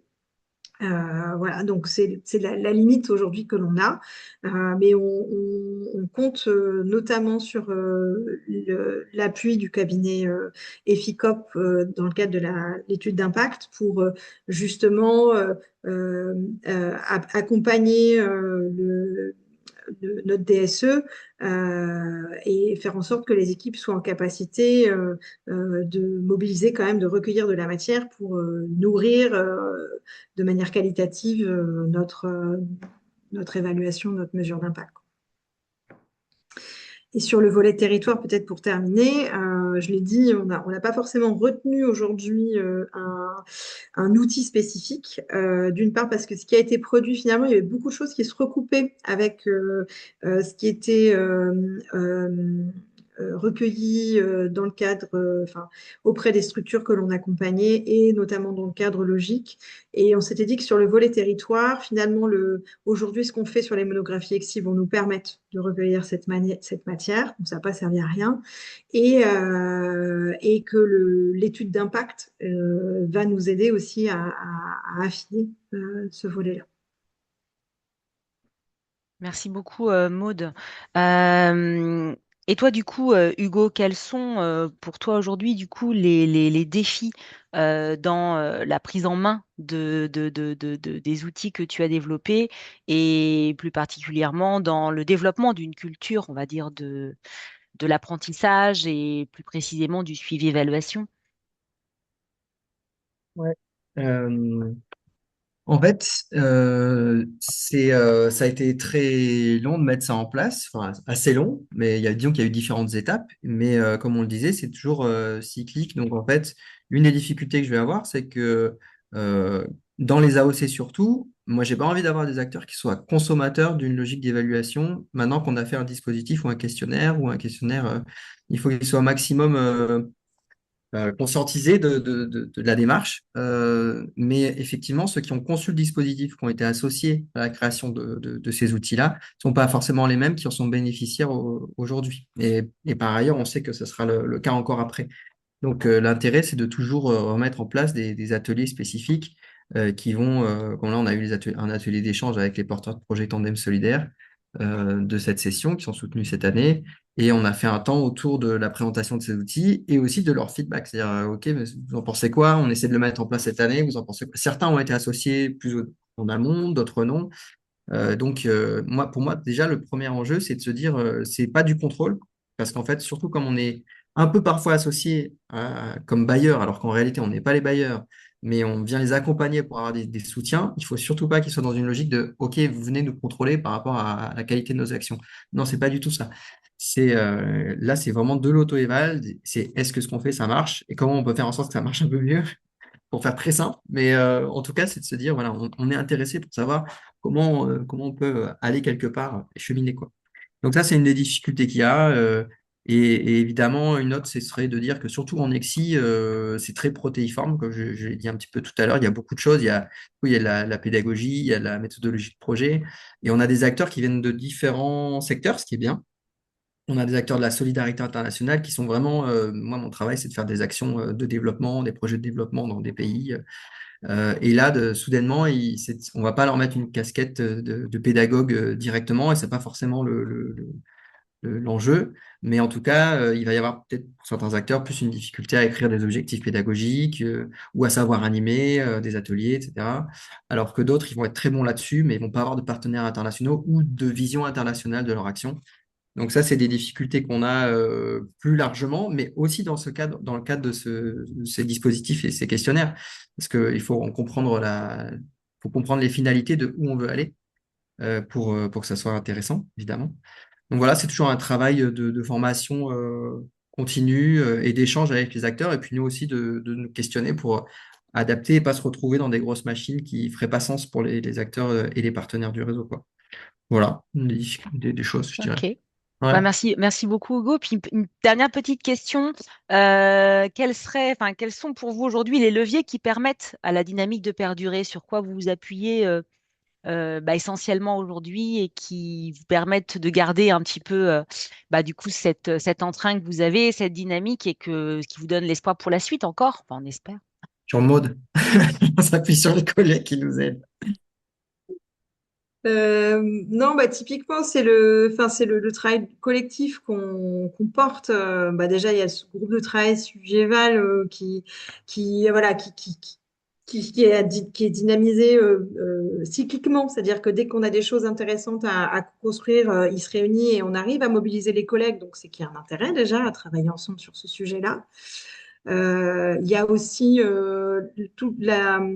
les mesures d'impact, enfin l'étude d'impact sur laquelle on va travailler. Donc je fais partie du comité de pilotage. Il y a toute une dimension accompagnante qui va être hyper intéressante pour continuer aussi à maintenir cette dynamique autour de la TOC notamment. Euh, voilà, principalement. Et puis après, nous, sur le territoire, jusqu'à maintenant, on animait seul nos ateliers sur la mesure des effets et on s'est associé avec un cabinet privé, enfin, un cabinet de consultants. Il s'appelle Citizen Consulting, avec qui on a co-animé un atelier sur l'étude d'impact, la mesure des effets en EXI. Et c'est hyper intéressant de pouvoir s'associer avec des structures comme celle-là sur le territoire. Bon, c'est un énorme cabinet à l'échelle internationale qui ont plutôt l'habitude de travailler avec des collectivités. Ils travaillent aussi avec des structures de l'ESS. Mais voilà, c'est des perspectives aussi de co-accompagnement sur nos territoires. Et puis, on sent quand même qu'il y a une volonté de la part des acteuristes de se former et d'être outillés à mesurer les effets. Donc, voilà, il faut qu'on garde notre enthousiasme et notre envie d'aller sur ces approches-là, parce que c'est ce qui va aussi nourrir et ce qui va nous permettre aussi d'alimenter notre plaidoyer pour que on continue à soutenir ce type de projet à l'échelle nationale, mais aussi de nos territoires régionaux. Merci beaucoup, Maude. Je vous propose du coup, puisqu'il nous reste une vingtaine de minutes, d'aller vers les questions-réponses. Mais juste avant, si vous l'acceptez, on va vous diffuser un bref sondage. Vous avez vraiment 3 questions. Donc normalement, ça devrait être assez rapide à compléter. Ça nous permet, nous aussi, d'avoir un petit feedback de votre part euh, sur la façon dont vous avez perçu cette communauté de pratique consacrée aux AOC. Donc, vous devez voir apparaître à l'écran, si tout va bien, ce mini sondage que je vous invite du coup à remplir avant de passer donc, au dernier temps de questions-réponses. Je profite également de cet intermède pour une petite virgule publicitaire. Euh, vous annoncez 3 dates à retenir, ou en tout cas 3 événements à garder dans votre scope. Le premier, c'est la tenue d'une nouvelle CP, une CP communauté de pratique approchant des changements, qui aura donc lieu à l'automne pour l'instant. La date n'est pas définie, ni la thématique, mais du coup, on ne manquera pas de vous faire un retour. En tout cas, vous savez que la prochaine a lieu à peu près dans ces eaux-là. La seconde info, c'est la tenue d'une communauté de pratique ECSI. Marie-Pierre vous a mis des infos sur le chat à ce sujet-là. Est-ce que tu veux nous en dire un mot brièvement, Marie-Pierre, de cette communauté de pratique à venir le 1er juin? Alors oui, la prochaine CPE-CSI aura lieu le 1er juin de 14h30 à 17h30, toujours en format hybride, hein, en présentiel au F3E et en distanciel. Et le thème, c'est sur l'approche décoloniale dans les actions de CSI. Dans action, on englobe projets, actions d'animation et programmes, et leur analyse. Donc, et pour rejoindre la CPE-CSI, je vous indique de me contacter. Elle est dédiée essentiellement aux acteurs et actrices de CSI. Voilà. Merci beaucoup, Marie-Pierre. De Et rien. puis, et puis, du coup, le troisième élément qu'on voulait porter à votre connaissance pendant que vous remplissez le sondage, c'est la tenue à la rentrée d'une formation 100% à distance consacrée aux approches orientées changement. C'est à partir du 17 septembre, enfin, c'est à partir de la semaine du 14 septembre, si je ne m'abuse, avec un premier regroupement virtuel le 17 septembre. Elle sera d'ailleurs animée par Marie-Pierre et moi. Donc, ça va être vraiment super. Vous retrouverez le lien dans le PowerPoint également. Je regarde si tout va bien au niveau du sondage. Je vois que vous êtes nombreux déjà à y avoir répondu. N'hésitez pas, en tout cas, on va enchaîner sur les questions-réponses, mais le sondage reste ouvert. Donc n'hésitez pas à vous en saisir. Donc comme tout à l'heure, je vous propose que on prenne un petit temps. Alors j'ai peut-être pas de slide ad hoc, mais qu'on prenne un petit temps pour que vous puissiez nous faire remonter vos questions, demandes de précision. Maintenant qu'Hugo, Maud vous ont montré de façon encore plus concrète la façon dont ils avaient procédé, ce qu'ils avaient utilisé comme outil, etc. Vous avez peut-être besoin de précision, ou leur demander leur retour d'expérience. N'hésitez pas à prendre la parole ou à nous indiquer votre question dans le chat.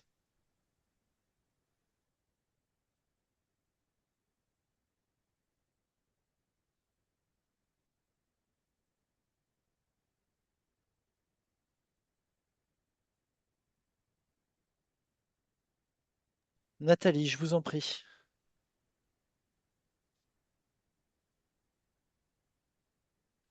Je vois que vous avez la main levée. Est-ce que c'était une erreur de... Oui, Bonjour à tout le bonjour. monde. Bonjour, bon, vraiment contente de cette opportunité. Je m'excuse parce qu'avec un problème de réseau, j'ai pris la communication en cours.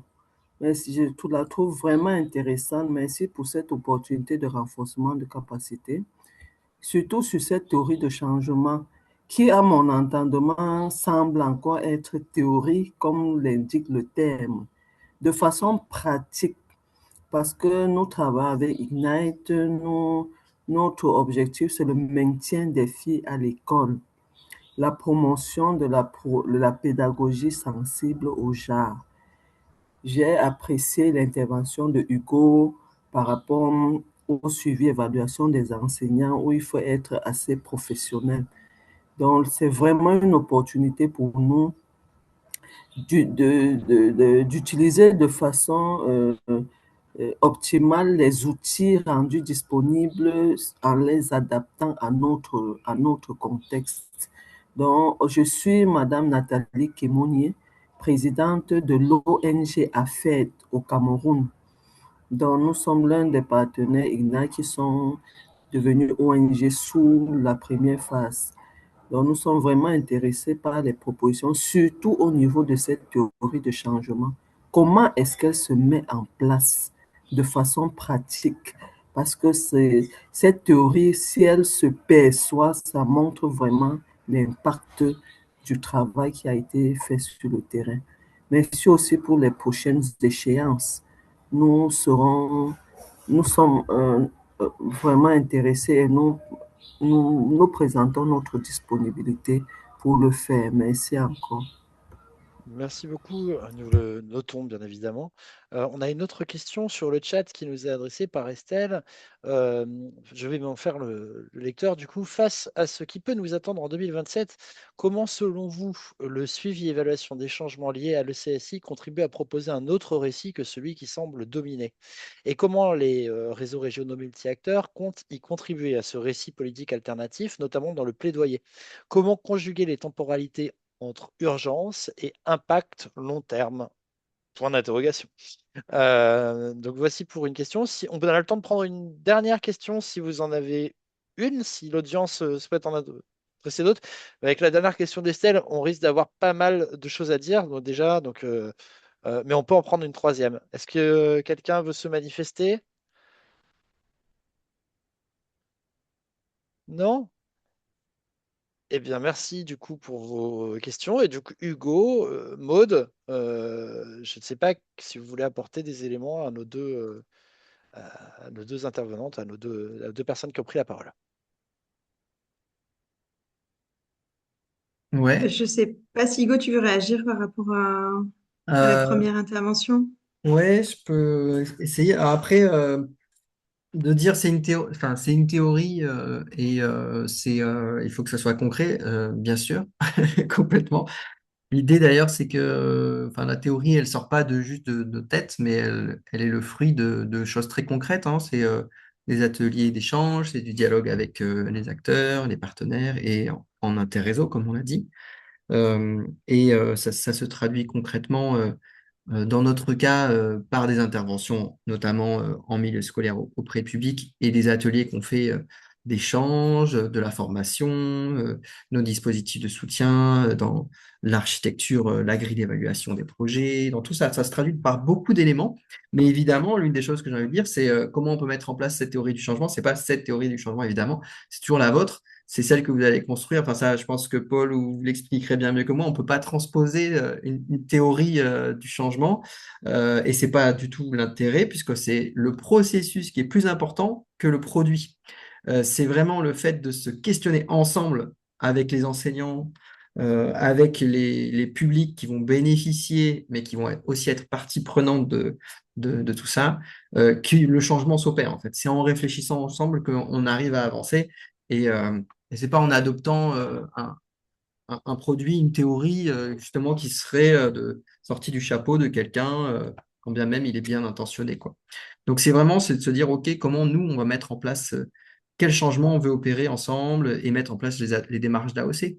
C'est-à-dire quelle vision on veut avoir d'ici 2030, 2035. Et c'est ça qui est formidable, c'est de se questionner sur ça tous ensemble, quoi. Peu importe où on est, quoi. Ouais. Je sais pas si ça répond complètement à la question, mais c'est ma réponse en tout cas. Peut-être pour réagir à la longue question d'Estelle. Effectivement, alors, le plaidoyer, c'est assez récent au niveau des réseaux régionaux multi-acteurs, puisqu'en fait, on est composé de plein de collèges d'acteurs différents. Et c'est difficile de trouver un consensus sur les messages que l'on souhaite porter. En tout- Ceci dit, sur l'EXI, en tout cas, on essaye de le faire notamment à travers le programme Récital ODD, notamment à travers tout le travail qui va être fait sur les monographies EXI, va nous permettre aussi de ressortir des éléments convergents entre nos différentes régions, des dynamiques partenariales qui fonctionnent, des difficultés aussi à observer auprès des acteurs et des actrices du réseau, ne serait-ce que, voilà, moi j'ai 10 associations au départ qui ont été incubées, j'en ai plus que 9 puisqu'il y a une structure qui a mis la clé sous la porte, c'est aussi la réalité du territoire.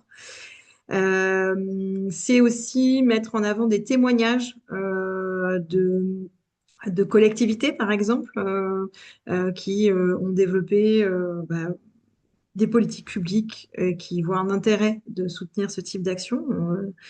Et à travers ce travail-là, l'idée, c'est effectivement de faire remonter tous ces témoignages issus des territoires, tous ces éléments qualitatifs, quantitatifs issus des territoires, auprès de l'AFD, qui est notre bailleur principal et qui est le bailleur de beaucoup d'acteurs, enfin, de Lexi, même si c'est de moins en moins de projets qui sont soutenus, ça reste quand même un des acteurs, un des bailleurs principaux à l'échelle nationale, pour justement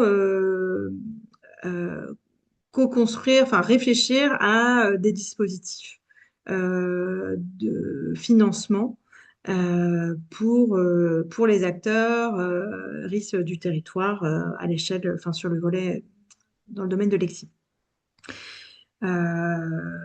On se lance, nous, en tout cas, sur les plaidoyers. Alors, pour Pays de la Loire, enfin, pour Pays de la Loire Coopération Internationale, le plaidoyer, c'est aussi nouveau. On a la chance d'avoir une collègue, Muriel, qui s'est formée grâce à un campus AFD sur le plaidoyer. Enfin, une superbe formation qui a réuni des actrices d'Afrique de l'Ouest et puis de France. Et aujourd'hui, donc, on a cette ressource en interne qui nous aide à travailler sur des messages qui seront adressés, qui vont commencer à être adressés aux nouvelles équipes municipales, puisqu'il y a eu les élections municipales en France là depuis récemment, et qui vont nous aider aussi à aller toucher euh, les députés au niveau national. Voilà. Et on a la CIRMA, qui est notre asso des réseaux, qui fait un gros travail de plaidoyer auprès de l'AFD, auprès du ministère de l'Europe aux Affaires étrangères. On est aussi, dans le cadre de Récit l'ODD, en lien avec le ministère de l'Agriculture, le ministère de l'Éducation. Voilà, l'idée, c'est de renforcer nos liens avec ces différentes instances nationales pour faire en sorte que Lexi soit pas un projet à part, mais bien intégré aux, aux démarches de soutien et d'accompagnement des différents acteurs de leur réseau. Merci beaucoup, Maude, pour ces éléments. Du coup, je pense qu'on s'achemine vers la fin. Alors, je vais de ce pas céder le totem de parole à Claire. Peut-être un mot de conclusion? Eh bien, oui, comme ça, brûle pour point. En tout cas, merci beaucoup à Hugo et Maude pour ces témoignages très concrets, très précis sur la dynamique interréseau et la dynamique au sein de vos territoires, vraiment très pertinente autour de l'appropriation de la démarche des approches orientées changement et puis de la création d'outils adaptés à vos publics, à vos projets, aux organisations que vous accompagnez. Donc, on espère que cette dynamique va perdurer et qu'effectivement, on va pouvoir, enfin, en tout cas, voilà, l'avenir restera quand même plein d'espoir. On le souhaite tous et toutes. Et puis, nous allons vous tenir évidemment informés tous et toutes de la suite de la prochaine rencontre donc à l'automne qui sera très probablement en octobre, de ce que me disait Paul dans l'oreillette. Donc, nous reviendrons vers vous très vite avec une thématique et une date fixée afin que vous puissiez mettre dans l'agenda cette date, bien évidemment, comme importante pour participer avec nous. Merci à vous pour votre participation, pour vos questions, pour votre intérêt. Et puis, vous pouvez bien évidemment revisionner très prochainement le replay de cette rencontre et les autres replays également qui sont à disposition. Merci à vous, excellente journée et à très bientôt. Merci pour l'invitation et merci pour votre Merci à écoute. vous. Merci Au revoir. beaucoup, pareillement. Au revoir. Merci pour l'opportunité. À Merci. plus tard. Au Merci. revoir. Merci. Merci beaucoup et excellente journée à toutes et à tous. Merci à vous aussi. De même.